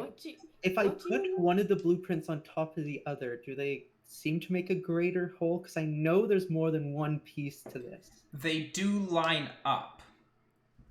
So it looks like there are pieces that belong connected in different areas. But they are, like, there's still gaps missing. Okay, so there's still more. And I'm looking at this blueprint, and I'm like, is this owned by the library? No, this is owned by me. I took this and I went to the Grand Library, and a pain in the keister to try and track them down. But I was able to spend quite a bit of time there and investigating, trying to decipher the runes. This, unfortunately, I was able to translate 2 of them, but the third I was not able to discover. Troublesome it is. Hard to translate ancient dead languages. Yes. Brilliant. I'm going to pull out my little digital sketch thing from Anna's weird map of things. Be like, okay, I need to quickly copy this blueprint so that I can make 100 copies tonight. Okay, you make a direct copy of Batamir's blueprint. So you now have 2 pieces of blueprint. Huzzah. While you're making that blueprint, Theo is just going to be. I don't think I've ever asked you. Where did you find this blueprint? Oh, my journeyman tinkerer gave it to me. He specifically told me not to come back until I've solved it. So where did he get it from? I don't know, didn't ask. It was adventure, it sounded fun. Last session you had said that it was found in what was believed to be a Cyclops' lair. Oh, I did say that. You did. I need to keep track of all the things. I found in a Cyclops. You know what? That's in line with Syl. Mm-hmm. Oh wait, no. This one was Cyclops' lair. Okay, you found it in a Cyclops lair. Yes. And there's multiple pieces. Yes. And it puts together something. Yes. And we don't know what that something is. We do not know yet. Correct. That is the fascinating part. So is the goal to figure out what the something is, or to make the something? Yes, then yes. What if the something ends up being like a doomsday device where, I don't know, a demigod comes through and enslaves us all? That would be fascinating. Really? Well, just because you make it doesn't mean you have to turn it on. I suppose that's true. And besides, but at the same time, I'm sure once I have all the pieces and I have translated everything, I'll be able to figure out what it does before I make it. So if it will blow up the sun or something, I won't make it. that's good to hear. I'm concerned. Also, I'm a little concerned that your journeyman just sent you off with a random piece of blueprint to find other is he hoping that you solve them, or... He said it was of vital importance, and that's why he only trusted me with it, because I was the only one that could possibly succeed. Syl, please don't take this the wrong way, but that sounds incredibly fishy to me. There's nothing fishy about it. It's very tinkery. What is that? Where did fish get involved? I did not live in a fishing town. I lived in a tinkering town. It's a metaphor. It's you know what? Never mind. I'm just gonna follow you and move things out of your path. I have been quite successful. First, yes, no, I've noticed. I learned that to turn it on, I need people who have no sense of self-preservation. And then I have now learned that I need multiple blueprints and several of the items, and now I've learned more of the items and found a second of the blueprints. Wait, to turn it on, we need what? Back. What was the first sentence you just said? Talking to the dwarves, I learned that to turn whatever this is on, I need a group of people with no sense of self-preservation. That's why I joined this group. I told you when I joined. Oh, great. Demi-planes. Okay. Well. Okay. I've got nothing. Which is about 80% of the time I think I spend my day. It's like trying to understand Syl. It's like, yeah, I got nothing. I'm very Also- simple to understand. You know what, it's not, it's nothing. Don't worry about it. Also, it just reminds me a little bit of, you know how you say I have a demon, and you say that my demon is okay with random things, even though my demon is not a demon, I'm not, I just called them your demon, so obviously they're your demon. I'm still figuring out what my demon is.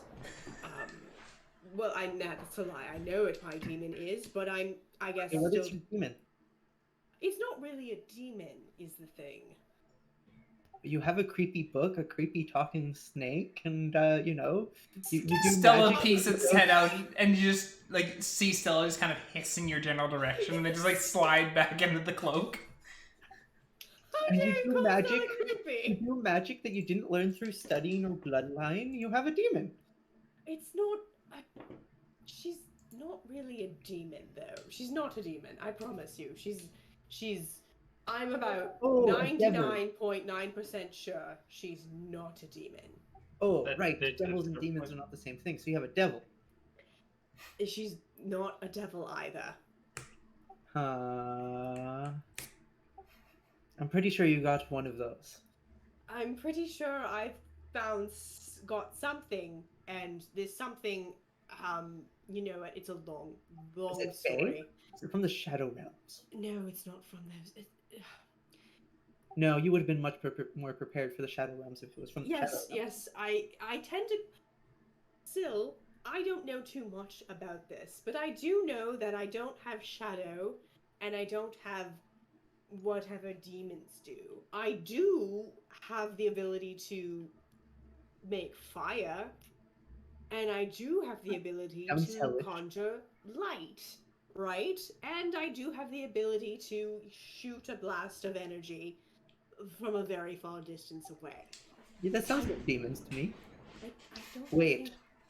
Your healing thing, did you learn that, or was that gifted to you? I did not learn that. That was gifted.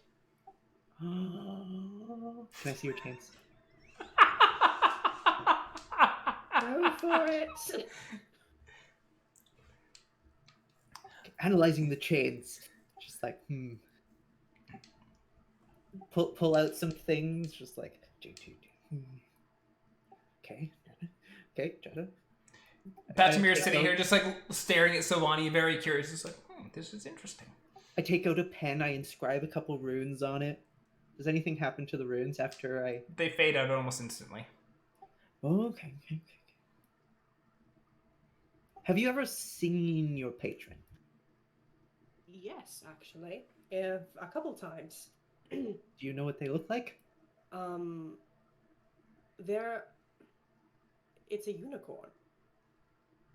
Ah, okay. This not all a makes sense now. But not a unicorn I've ever seen. Which I must admit, I've never really seen a unicorn except in books. But it was a vastly different unicorn from what the unicorns I've seen. Based on these chains, what happened to the runes? And I list off a bunch of technicalities. You are a celestial warlock. Very rare. I've only ever heard of one.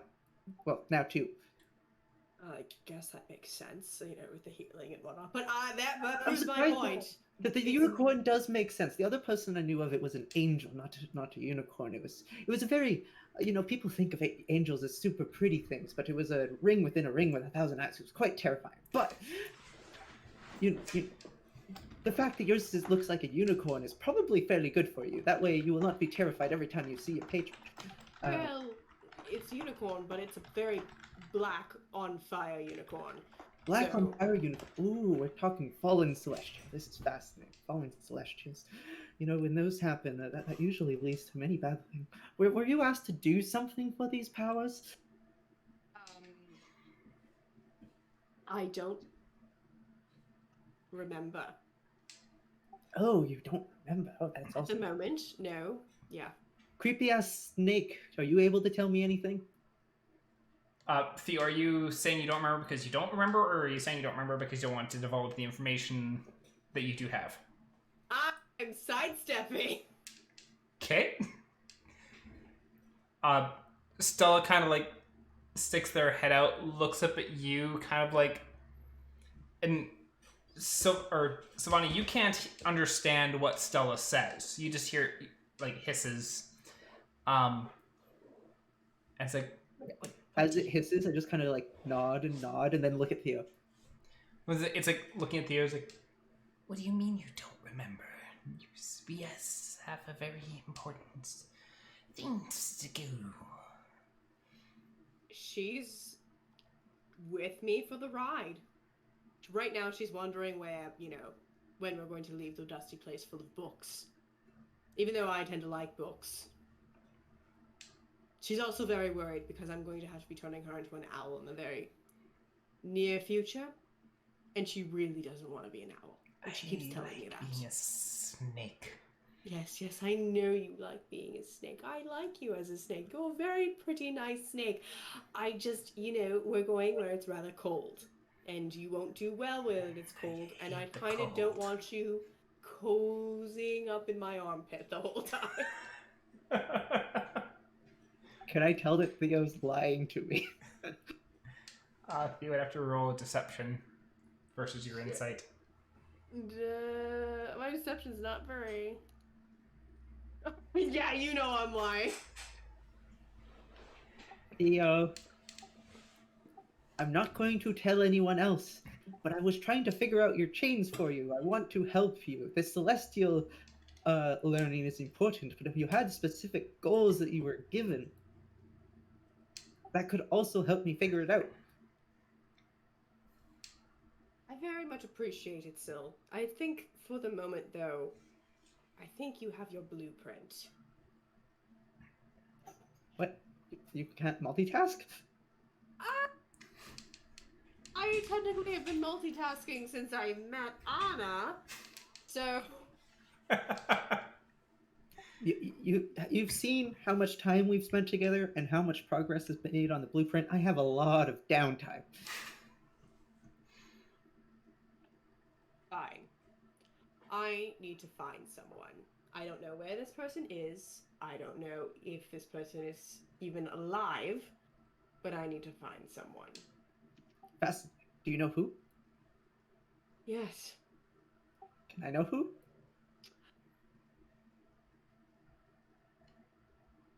A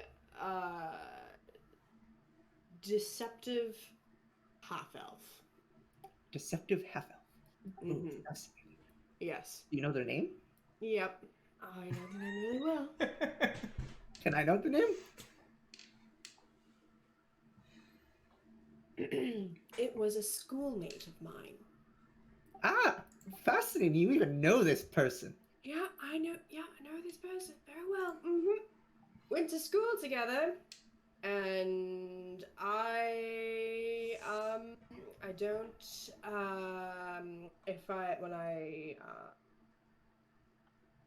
like, when I find them, I'm not on a seat, but I'm like on the edge of my seat. I'm like, when I find them, I'm going to kill them. So, okay. But we're not worrying about that right now. We're worrying about... What's their name? You never told me their name. I'll tell you another time, perhaps. That's what people tell you when they just don't want to tell you. Yeah, I really don't want to talk about too much about it, so it's just a name. a name that fills me with utter loathing every time I think about it. Well, I already have you thinking about it, so you might as well say it now so you don't have to think about it later. Yes, Sil, oh my gosh, why are you like Sil? Follow along or move things out of their way. Or get out of their way. You have put an obstacle in Sylvania's way.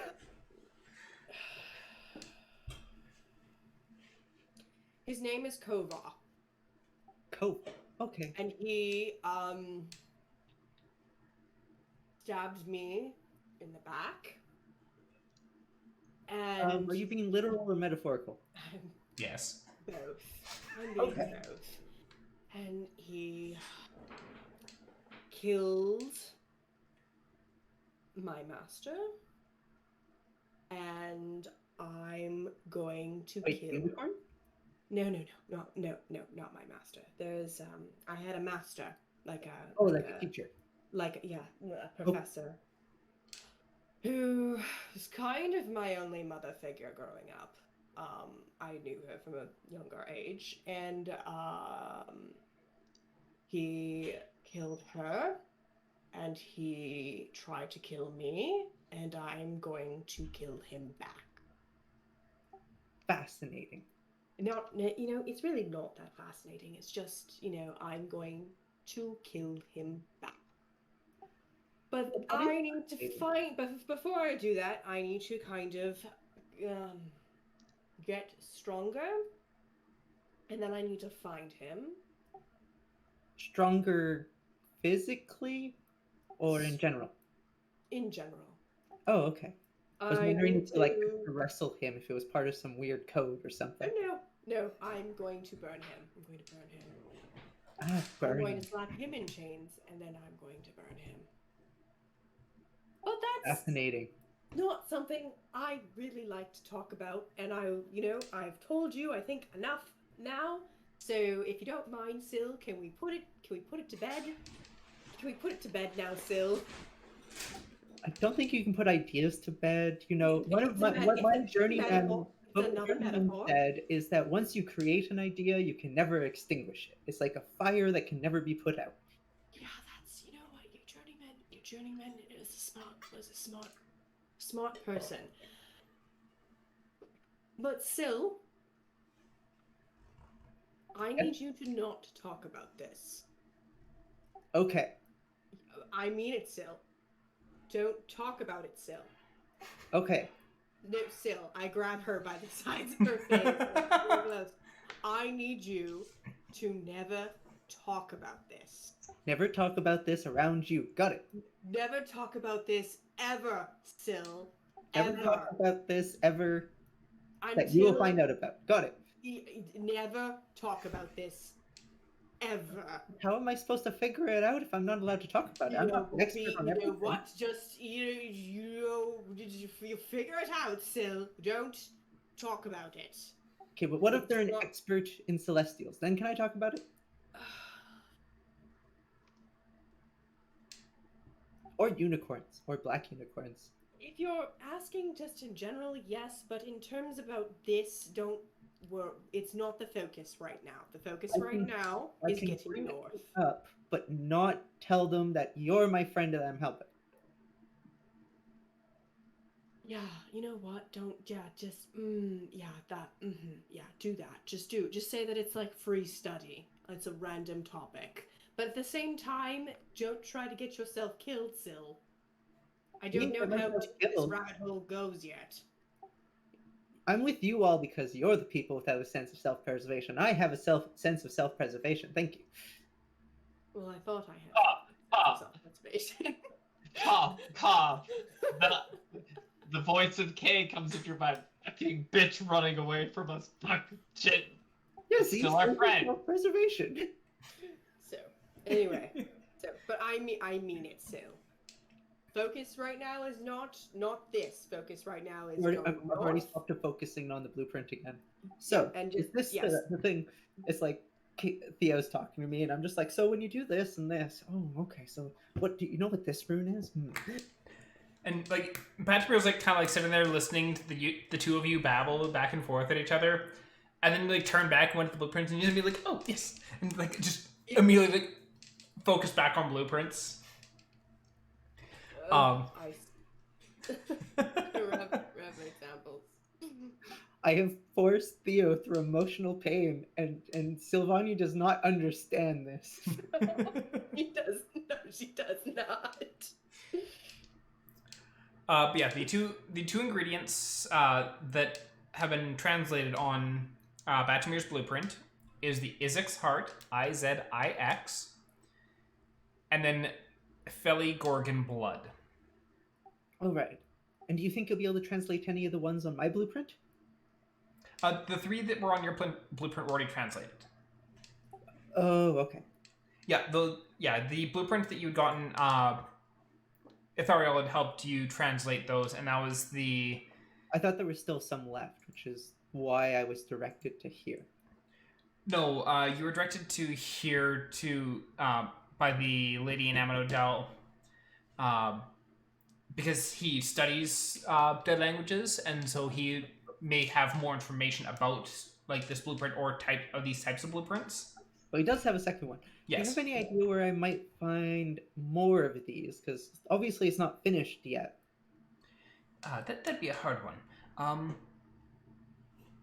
And he's like, where's this language from? You said it was 1,000 years old, but is it like from a specific continent, area, people? Not from this plane. That's what is part of makes it so difficult to translate. So the only interactions with the languages that we have exist from the brief instances where those planes have either individuals crossed into ours, or those planes themselves have crossed paths and collided and mixed at periods, creating little small pockets of moments where this has been found and seen that were left behind from those collisions.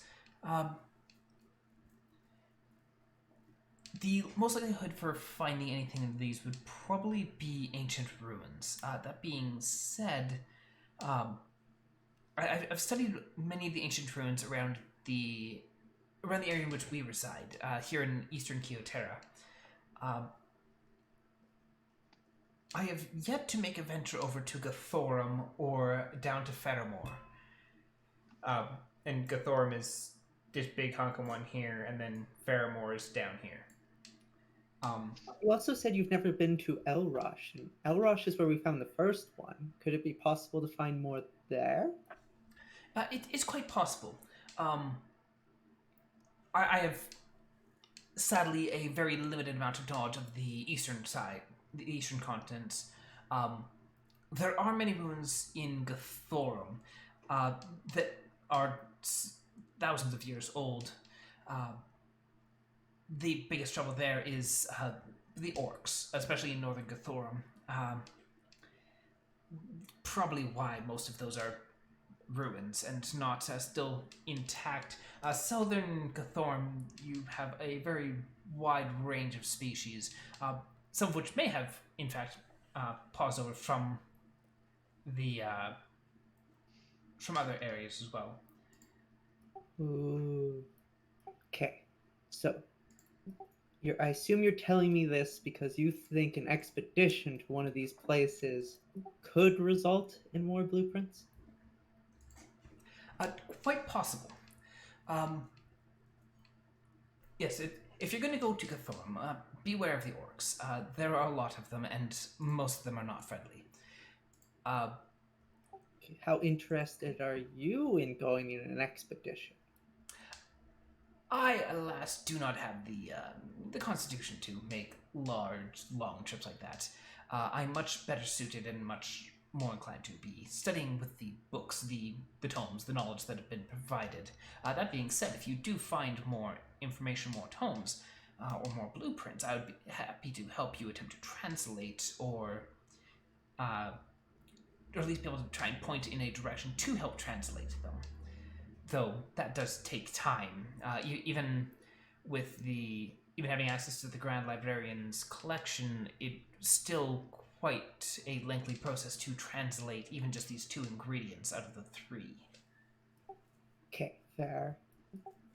Okay, we're heading up north. Is there anywhere, like we're heading to the Frostia Mountains after this? Is there anywhere of note that we could stop by around there and take a look around that you know of? Nothing that I'm aware of that would date back to the time frame in which these originate from. That being said, I don't know the extent of all the ruins that are there, and it's very possible that things have upheaved and changed over the course of millennia. So you might stumble across something, but I cannot guarantee it. Is there any, like, map of ruins of note that I could get access to, or you have access to? Places, or like places where ruins haven't been found yet, and like the general area that thought to have been. There's always like rumors going about various locations where a ruin might have popped up here or there, but unfortunately there's very little concrete evidence to any of them. And I don't have, with me not being able to venture to the ruins themselves, I more so deal with the information that's found in them after the fact, as opposed to the origination of where they are. Okay. Do any of your colleagues do expeditions? Point in a direction of a colleague that is possibly setting up an expedition or has done expeditions and would know where to look? I can definitely put some feelers out and try and get in contact with some of them, see if any of them have heard anything. I don't know of any off the top of my head. As I said, with me not being able to do the expeditions myself, mostly it's if they found something, they reach out to me after the fact. Well, that's fair. That's fair. But I can put out. I can reach out and see if they have found anything. Okay. One last question. Does this language that you're translating have a name? Like other people that know about it? Like if I went and said like, hey, I have a thing with this language writing on it. Is this, do you know anything about this stuff? To find other experts or people that might know things. A name for the language. It doesn't... Not particularly. Or do you know what plane it comes from? Because you said it's about 1,000 years old. It is. I don't... Once again, we're not even entirely sure what plane, or if it is necessarily extraplanar. I believe it is, personally. Some of my colleagues disagree, but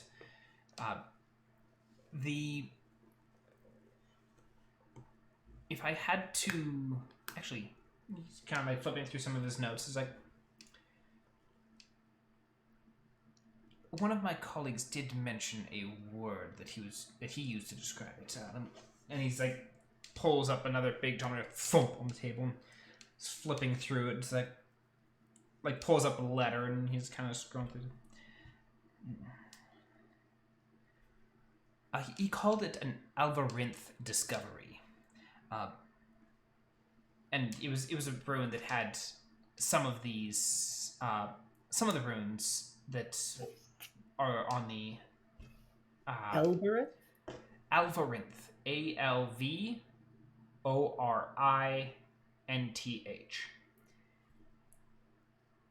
That is what they refer to it as. It's not a language per se. I believe that is what they decided to identify the origins, potentially the creatures or beings who used this.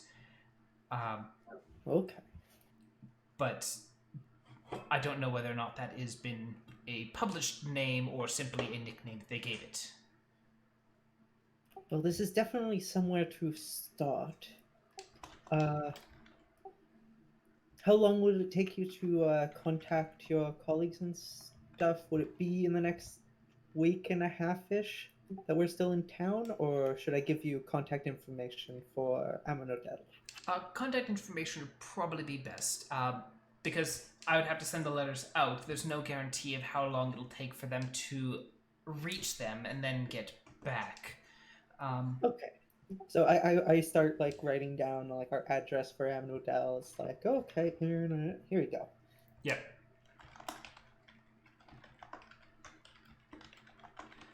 And so he kind of takes that and he tucks that into the front of his book and scribbles your name onto that as well. And when you're interested in stopping by Queen's Lodge to look at the books, happily see you then too. Absolutely, I would love to. I may stop by tomorrow. Sounds good. And he's like, and you said like this is from like the contact you was in Amonodel. Do you make trips between here often? We did pick up the circle information to be able to teleport between here and Amonodel. At the moment, I'm not sure of anything else that would pull us back here. You're pretty much the reason we came here. You were recommended by one of the professors in Amonodel. Ah, what a marvelous professor they are. Well, if you do end up coming through here, be sure to stop by. Also, do note that the making trips between here and Amonodel is... You can do so at the wards. Now, they do, I think, every other day a mass teleport between here and Amonodel. So if you do need to make trips between the two, there's a little bit of cost to it. I think it's 30 gold a person, but they, if you need to travel between the two locations, they can do that as well. That is good to know.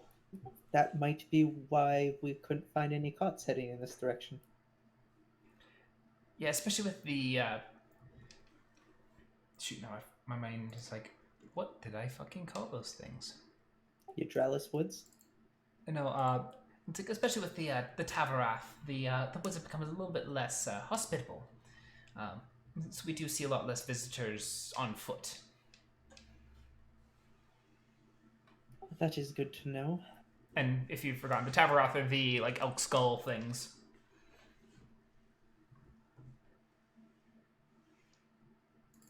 Still, Yes? I imagine it's well past lunch now. It's probably a good idea to eat. You know, probably go check up on everybody else. But we haven't been here that long. It's only been looking for a clock. There was no clock in the library. Yeah, for an unknown amount of time. Just like there's no clock in the bar. My stomach says otherwise. Well, it was great meeting you, Batamir. See you tomorrow for you to have a look over those books. For sure. I look forward to it. We'll be in town for about another week and a half, at least.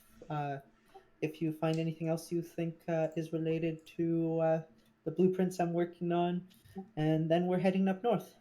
Sounds good. I most certainly will let you know. Okay, Theo, we can go find lunch now. Thank goodness. It's not that I don't like being in a library, it's just more of, you know, I liked being able to take breaks. Oh, and I do walk out as a gnome. Okay. Probably because the spell's worn off. The spell's long since worn off. Yeah, we are going to take a quick break here. So we'll be back in a little bit. Where is my buttons? There's the buttons. Good to go. Alrighty, we are theoretically back. There we go, and that one went into the right location. So bippity boppity boop, we are fine. Alrighty, so Theo did have to go off to pick up her husbando from work. So we are down to Sylvania and Kay for the time being. So Sylvania, you and Theo head out from the library.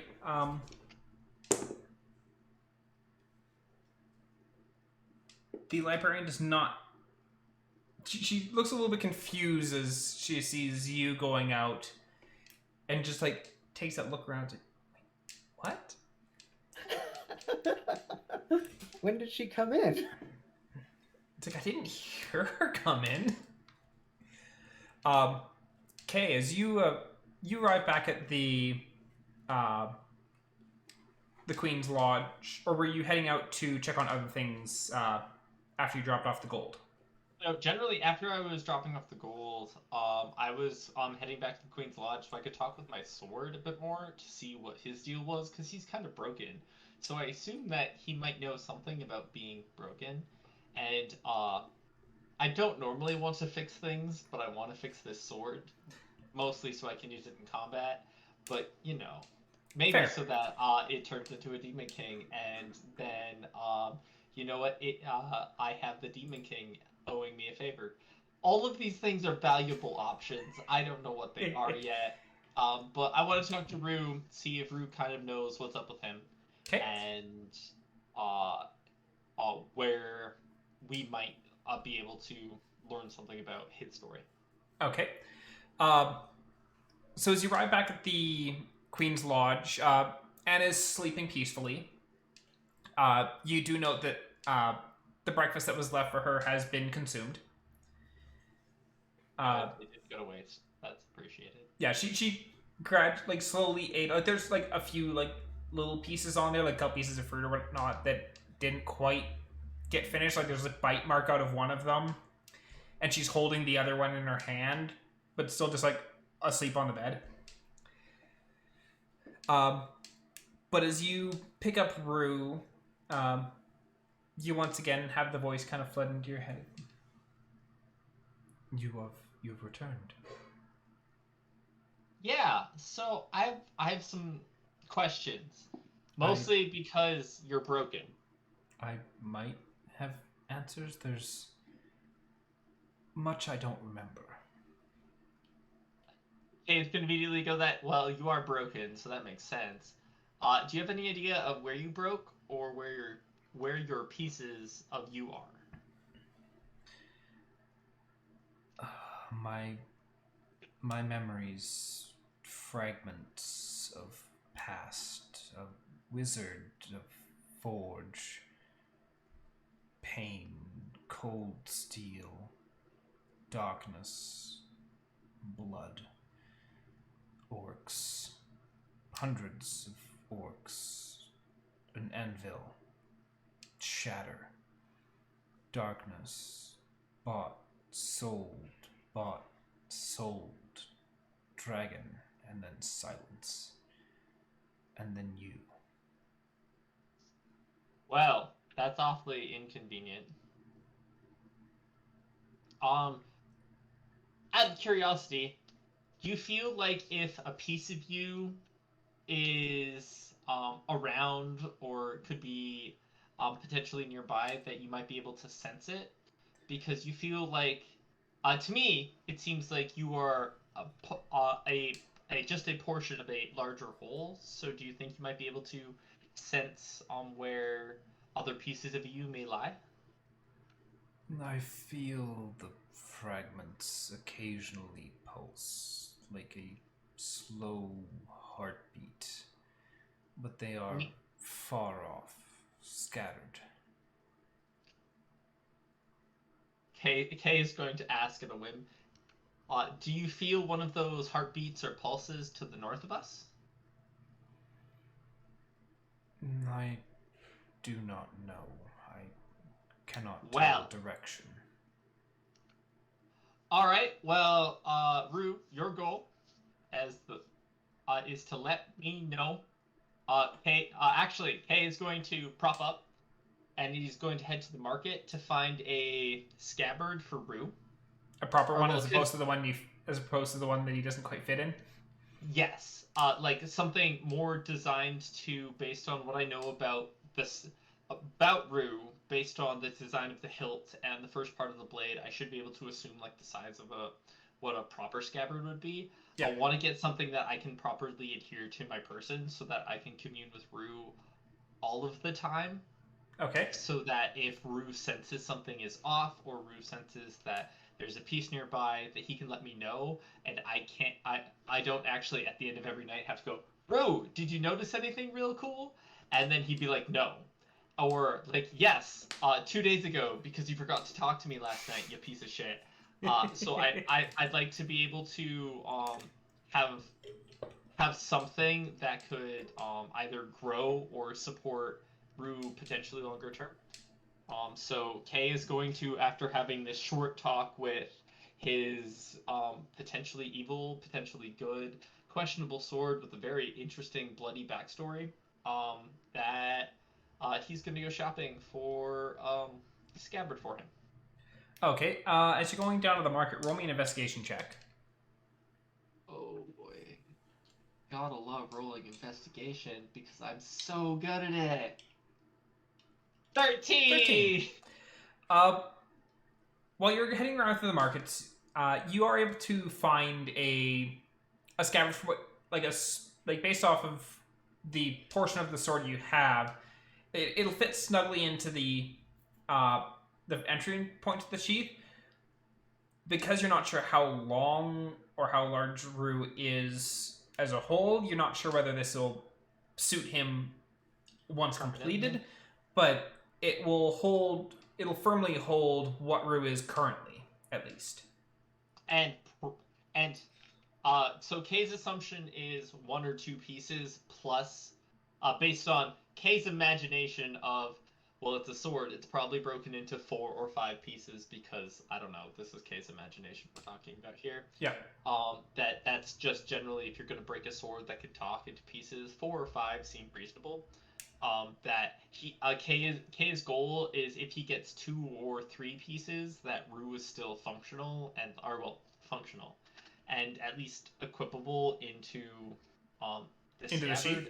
Yeah. Once he's completed, Kay either expects that Kay, yet again in his imagination, expects that the final piece is actually the scabbard, so I can complete the sword without the scabbard that holds it, but the scabbard that holds it is like the other half of the whole, so it's like the sword is actually only half of Rue, or some shenanigans there. I don't know.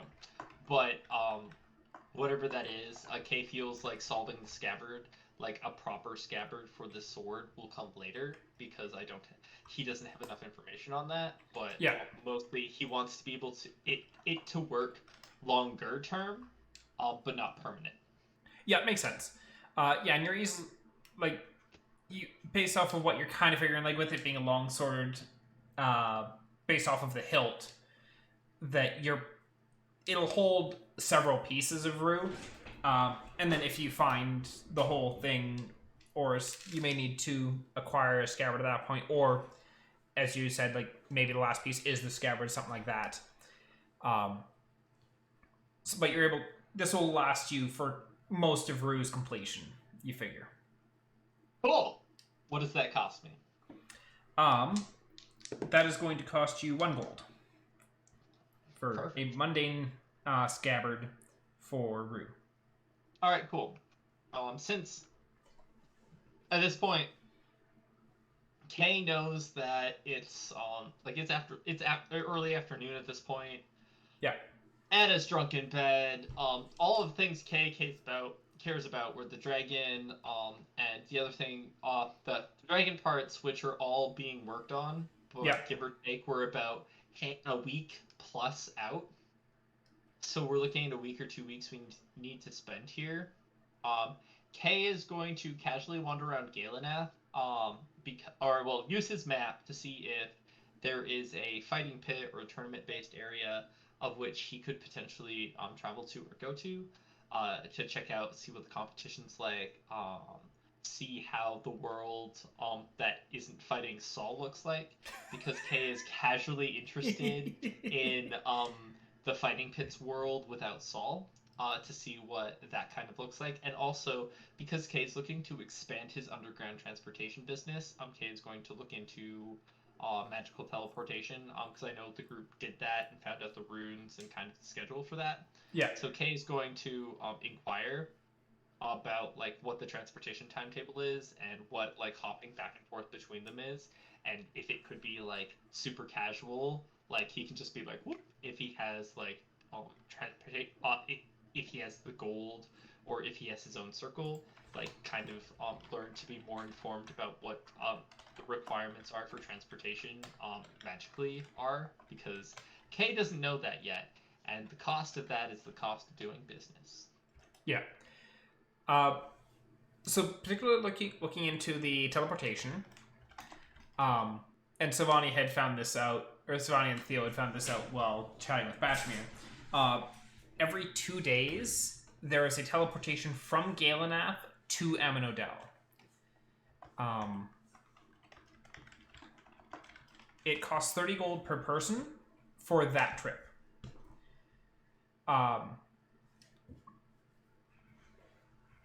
You're within Galanath.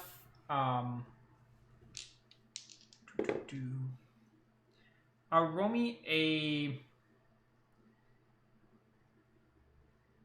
charisma check as you're chatting with the fellow over by the teleportation. Oh, and out of curiosity, I should ask if this individual is muscular at all, or if they're just like of normal size and stature. This person's of normal size and stature. This is at the teleportation circle. I mean, cool. And what am I rolling again? Charisma. Charisma. Just charisma flat out or charisma save? Just charisma flat out. 19. 19. They're as you're chatting with them, they're very like you're like being very casual and chatty with them, and they like warm up pretty quick. And even like setting aside some of like the paperwork they've been going over to take time and chat with you.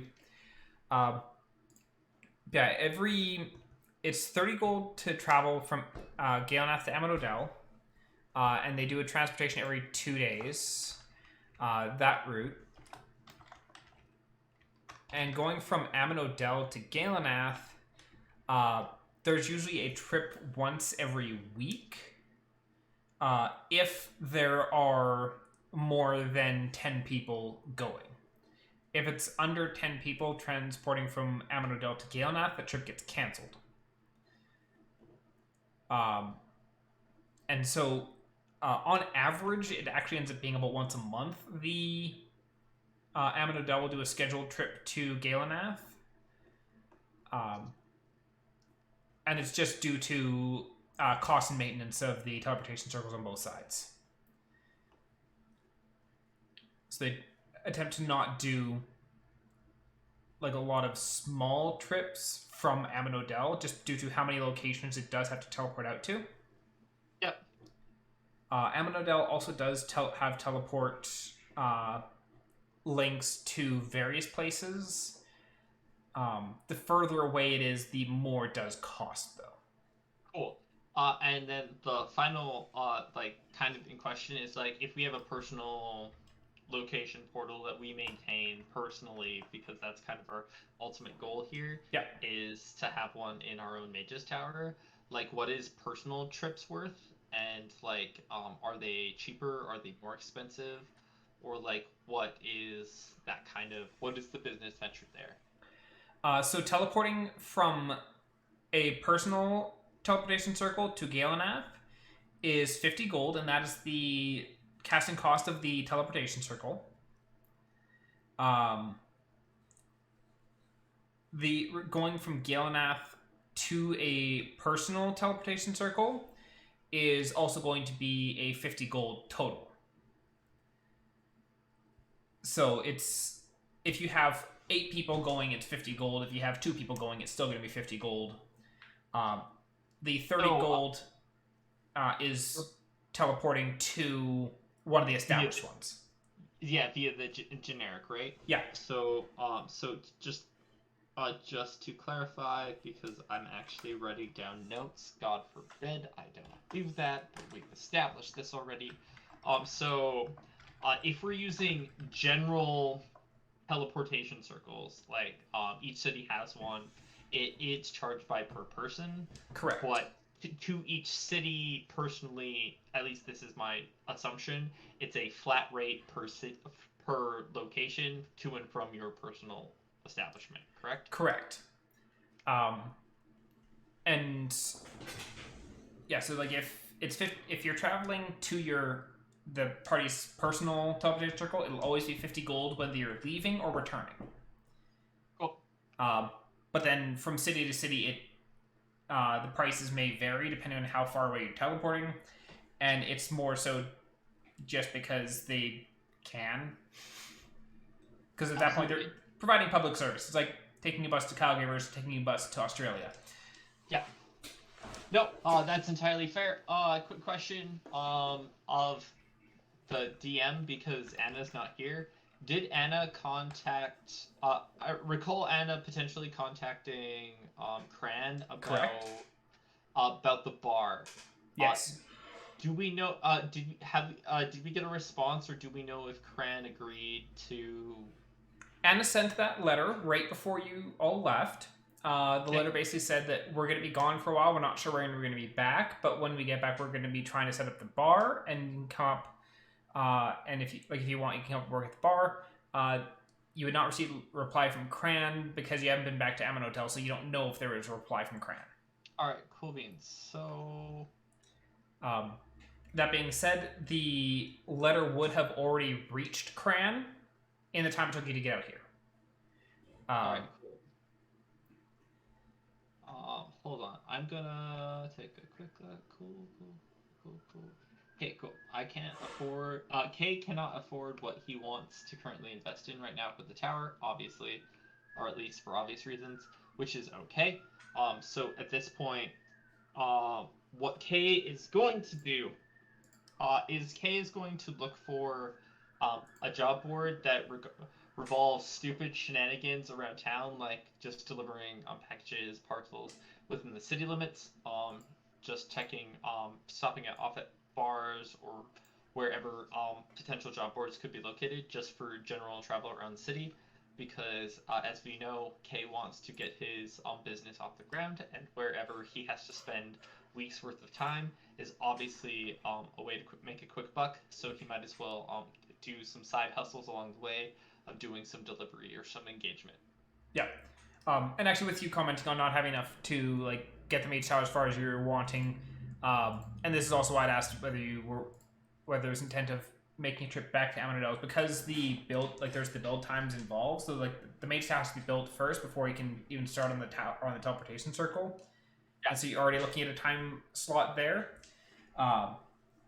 which is why yes, and I'm absolutely looking at that, but the problem is we don't have, or at least K, being K, doesn't have the upfront gold to front the cost for what he needs regardless of the teleportation circle, so there's nothing I can do at this point, at least alone. So K is going to wait to see what the outcome of actually having money and gold is before making potential steps forward. After the remainder of the stuff from Gaunt Slayer has been sold. Yeah, exactly. Okay. And see if we have a reality on what our numbers are looking like, to see if we want to make some upgrades to the facilities. And if that's something we do want to do and teleport back, then we should then Kay is also mentally trying to be like, hey, can we teleport to the North City? Do we actually have to travel the really shitty way? Or is there, do we have a timeline for when transportation to the northernmost city is active? Because if the magical circles there is clearly a business model here for them. So Kay, weirdly being financially minded in this very specific context of only caring about his needs, cares about making sure that these arrangements work for him. Yeah. But for now, running around town. Yeah. So as for the things that the group has remaining from Gaunt's lair, the gold you gotten for the veins currently sitting at Backdraft Smithy to get smelted and to see how much gold is actually obtained. Yep. The party has a sack of miscellaneous jewels that can be pawned off. The books, which are sitting back at in the lodge and probably in Anna's bag. the 300 gold diamond, which is currently in Theo's bag, I believe, after Sylvania's failed reverse pickpocketing. Yes. And then you also had the tapestry. Right. Okay. So, Kay is going to, at this point, because outside of, besides potentially running some odd jobs around the city, because we have the tapestry and stuff we want to alert to, Kay wants to make sure that there's enough time for him to arrive at the hotel early evening-ish, so we can crash, sleep, do whatever we need to, so that whatever tomorrow looks like is that a day that we're all healthy, ready to go to potentially go see the mayor or the leader or the head of the town. Yeah, Lord Coravane. Yeah, because we've already established that the tapestry is of him and his ascension to the throne, or whatever it is that the tapestry's of. But it very much depicts him in a very positive light, and because we acquired it, returning it to him might appraise us a boon or some kind of reward or some benefit to us. But obviously, yet again, Kay is focused on the day, and since Annah is Annah is still recovering from an aggressive hangover, Theo and Syl, or God knows where, Kay is going to see if there's odd jobs to run, and then meet up, and then propose, hey, we should probably get rid of the extra shit we don't need to carry everywhere we go a bit later. And I'm assuming, obviously, Syl and Theo have chatted a little bit about the books from wherever that have been acquired, but we don't know a whole lot about, so, or at least Kay doesn't know a whole lot about it, because they're books.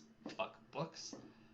And he knows there's a bunch of shinies, which would need to go to a business somewhere, but Kay doesn't want to sell them without, general party approval, so, even though the party was likely to agree, Kay is likely not to be trusted with a bag of jewels. Let's be perfectly honest here. Yeah, I mean, you're not wrong there. I was trusted with a dragon, but that's because I was willing to shoot everyone with my crossbow or my longbow if they came anywhere near it. So. Alrighty. So are you heading back to the Queen's Lodge first, or are you looking for jobs first? I'd be looking. Kay would be looking for jobs kind of along the way, like taverns, job postings, whatever he could find along the way to the Queen's Rest. But he wouldn't be taking a scenic route to the Queen's Rest, but he would be actively going out of his way to find out any information he could about potential work opportunities before arriving at the Queen's Rest. Okay.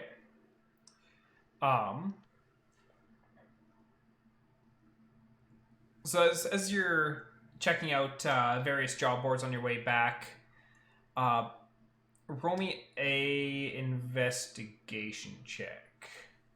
Oh, do you like those investigation checks? I do, because it's how much does Kate actually read? 8. Good question. It's an 8, less than enough apparently.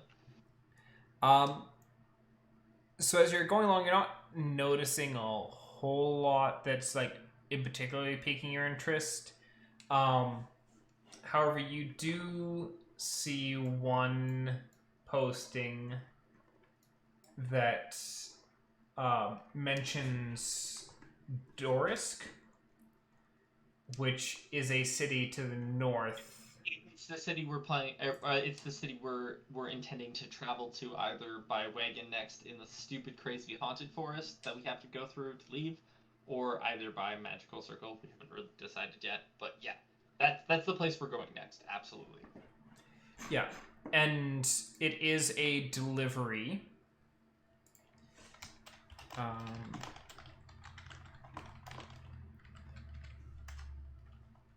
And it's meant it has mention of a person to go and chat with, and the posting does mention discretion is advised. Cool. So Kay is immediately going to make note of the address. He's going to pull out his map and he's going to make note of whereabouts, like general circle area, that address would be, because typically it'll be street plus avenue names and then like general space. So he's going to like take the time to insert writing implement here, draw on map, client whatever name is associated with the thing, with the job board posting, and he is going to make his way to that location to see what they would like delivered to Dorsk. Okay. And Kay will stop trying to go to the Queen's Rest at this point and immediately go to the client's location, because that's the priority for him. Yeah. So you head to the client's location, and it's a fairly plain-looking house, all things considered. And I'm assuming you're knocking on the door? Of course. Okay. The door opens, and you see a halfling standing there. And halfling kind of looks up to you. It's like, yes, can I help you? I'm here in regards to the job posting for a delivery to Dorsk. Yes, come in. And kind of like motions to a seat that's near the front door, although it's a seat made for a halfling to sit on. So it's like below your knees. But you, like... I mean, Kay respectfully will sit down, but he'll sit down in a cross-legged standpoint, so his butt's on the, like, whatever the stool looks like, but he's still cross-legged, so it's still comfortable for him. Yeah. I think, wait here. The halfling goes toadying off and returns after a little bit with a very ornately carved metal box. And he walks up, and he sets it down on the little side table beside the stool you're sitting on. It's like, this must be delivered up to Dorsk. It is very fragile. Well, the contents are very fragile. Do not shake it.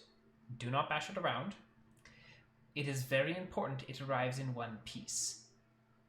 Hey, is immediately going to ask, is transportation via bag of holding acceptable transport in this circumstance? Or more or less, can it be transported in a bag of holding? I have not put this in a bag of holding, nor do I know much about how stationary things are in a bag of holding. I would probably advise against, just due to that. Okay, so no.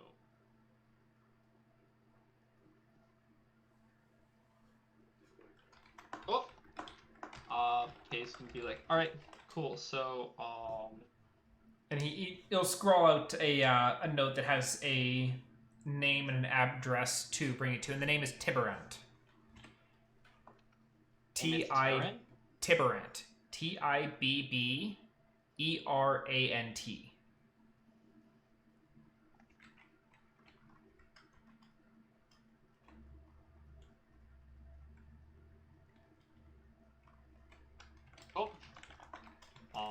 So very fragile. Do not break in very large letters, because bad things.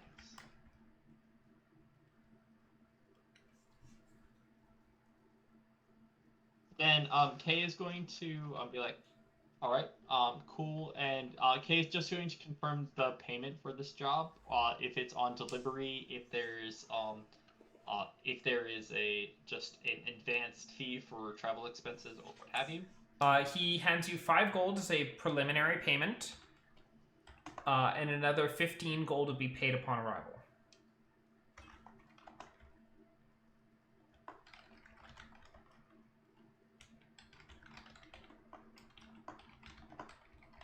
Cool. So Kay agrees, taking obviously 5 gold.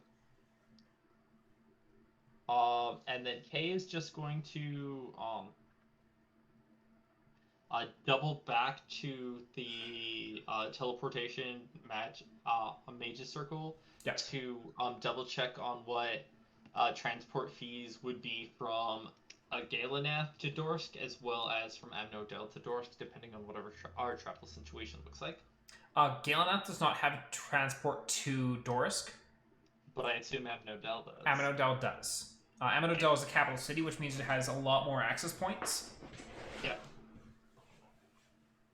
So in a lot of cases, transporting from some of the mid-cities to another mid-city would be transport to Amnodel, then to other city. Yep. Once anyone in your party actually has teleportation circle, you can travel directly to any of the cities that you have the runes for, without having to go to Amnodel first. Yeah. Cool. So, Kay's going to obviously agree to take this delivery, because, as always, Kay very much likes deliveries. He's been doing it for a while within Amnodel. He's looking to expand. Yeah. So, which is just terrifying, because now I need to remember that I have a delivery, but you know what? That's fine. So in this case, I head back to the teleportation booth and go and inquire, because Kay is going to assume that even though Galanath doesn't do direct transport to Dorsk, that they have general billing for most of the common travel places within whatever the main hub they're transporting to, just in case individuals need to commute or do transfers. Yeah. From Galanath, or from Amnodel to Dorsk, the person's unsure of the person's unsure of the frequency in which Amnodel will do transportation to Dorsk. Yeah. Because it is farther out, because it is middle of nowhere. They assume it's probably not going to be overly frequent. But they guess it's probably in the range of about 50 gold per person.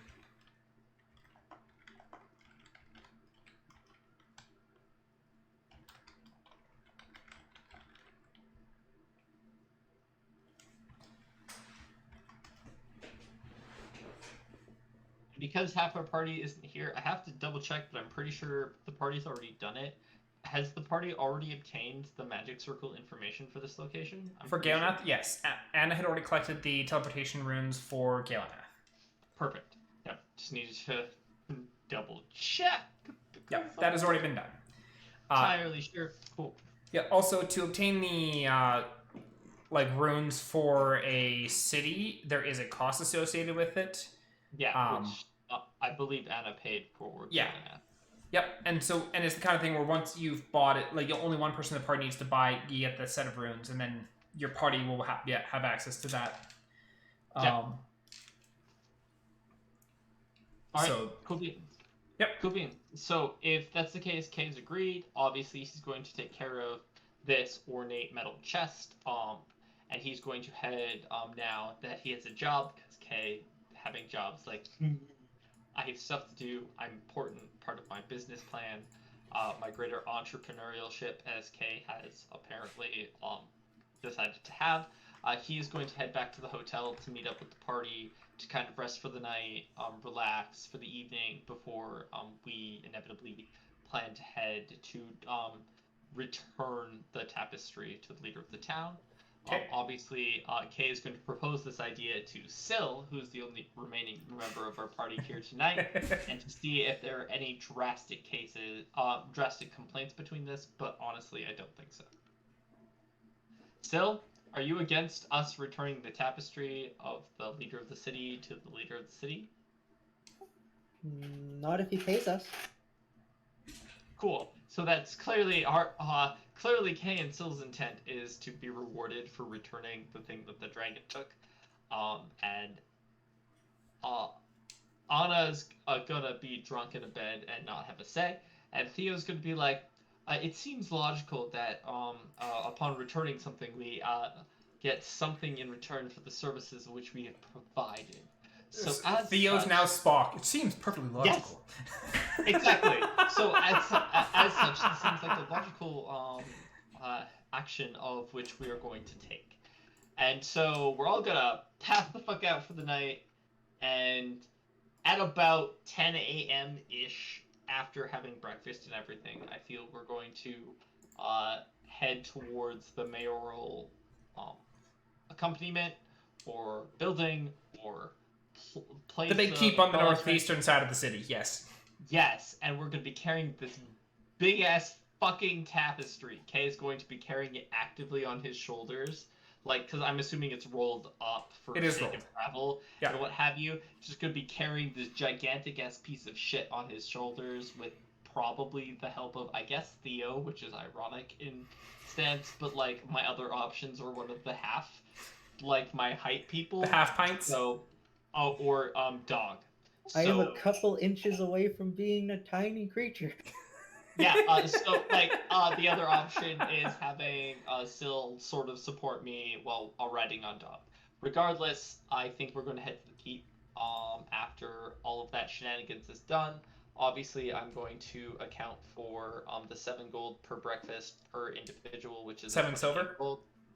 Sure, yes, 7 silver per person. I'm just going to pay for that now for the sake of ease. And we are going to head directly there, unless Syl had anything graciously important she wanted to overnight or this morning.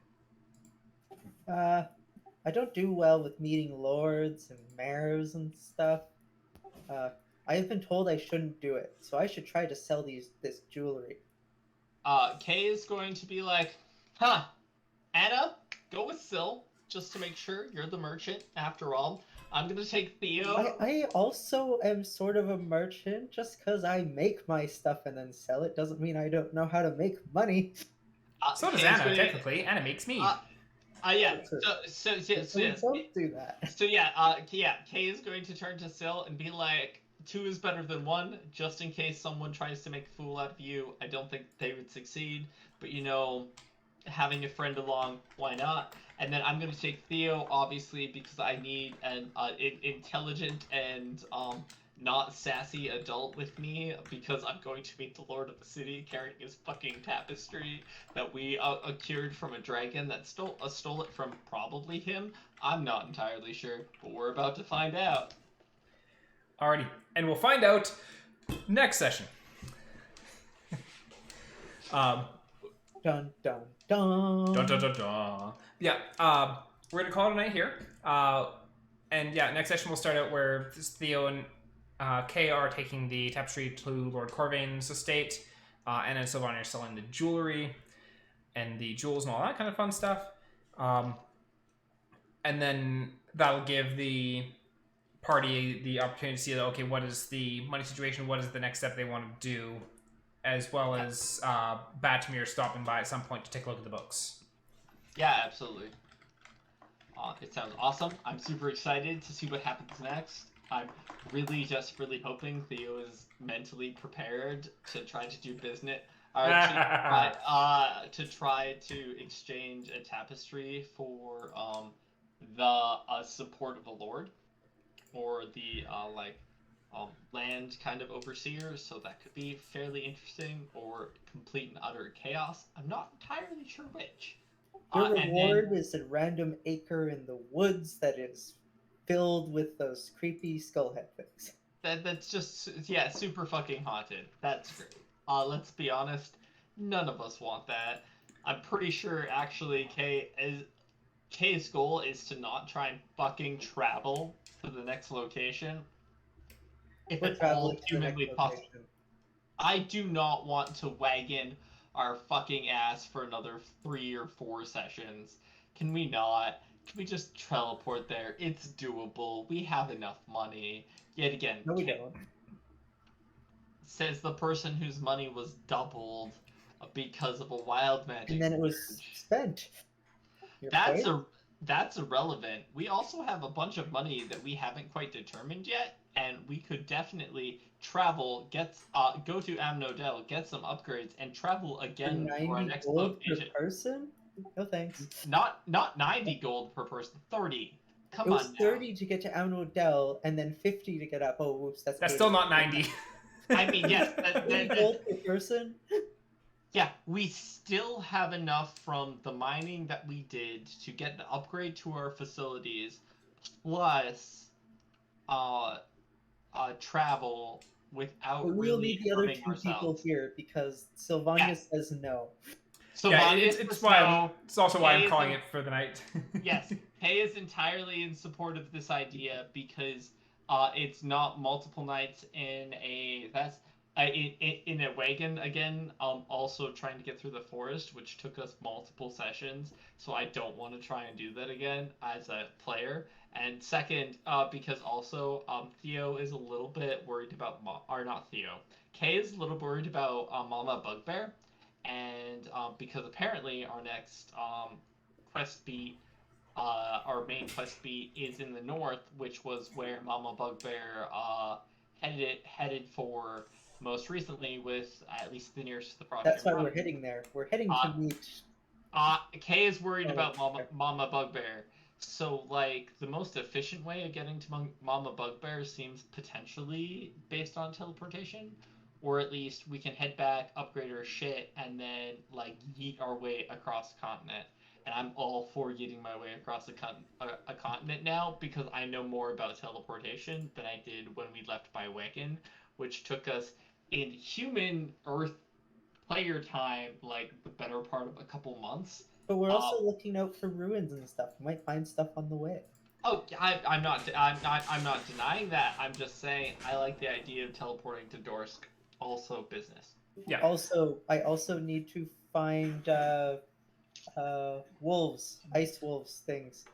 Yeah. Also, that being said, one of the things to remember with going to Dorsk is Dorsk is not where Zugink is. Zugink is in the Frosher Mountains. So either way, it's hit Dorsk and then travel. So yeah, things like looking for runes, looking for the frost wolves, and all that kind of stuff. There still is that time frame to hit that kind of stuff, even if you do teleport to Dorsk. Yeah, absolutely. That being said, we are going to call it for the night because my tablet is exploding and killing off cameras. So have yourselves a great night. Bye.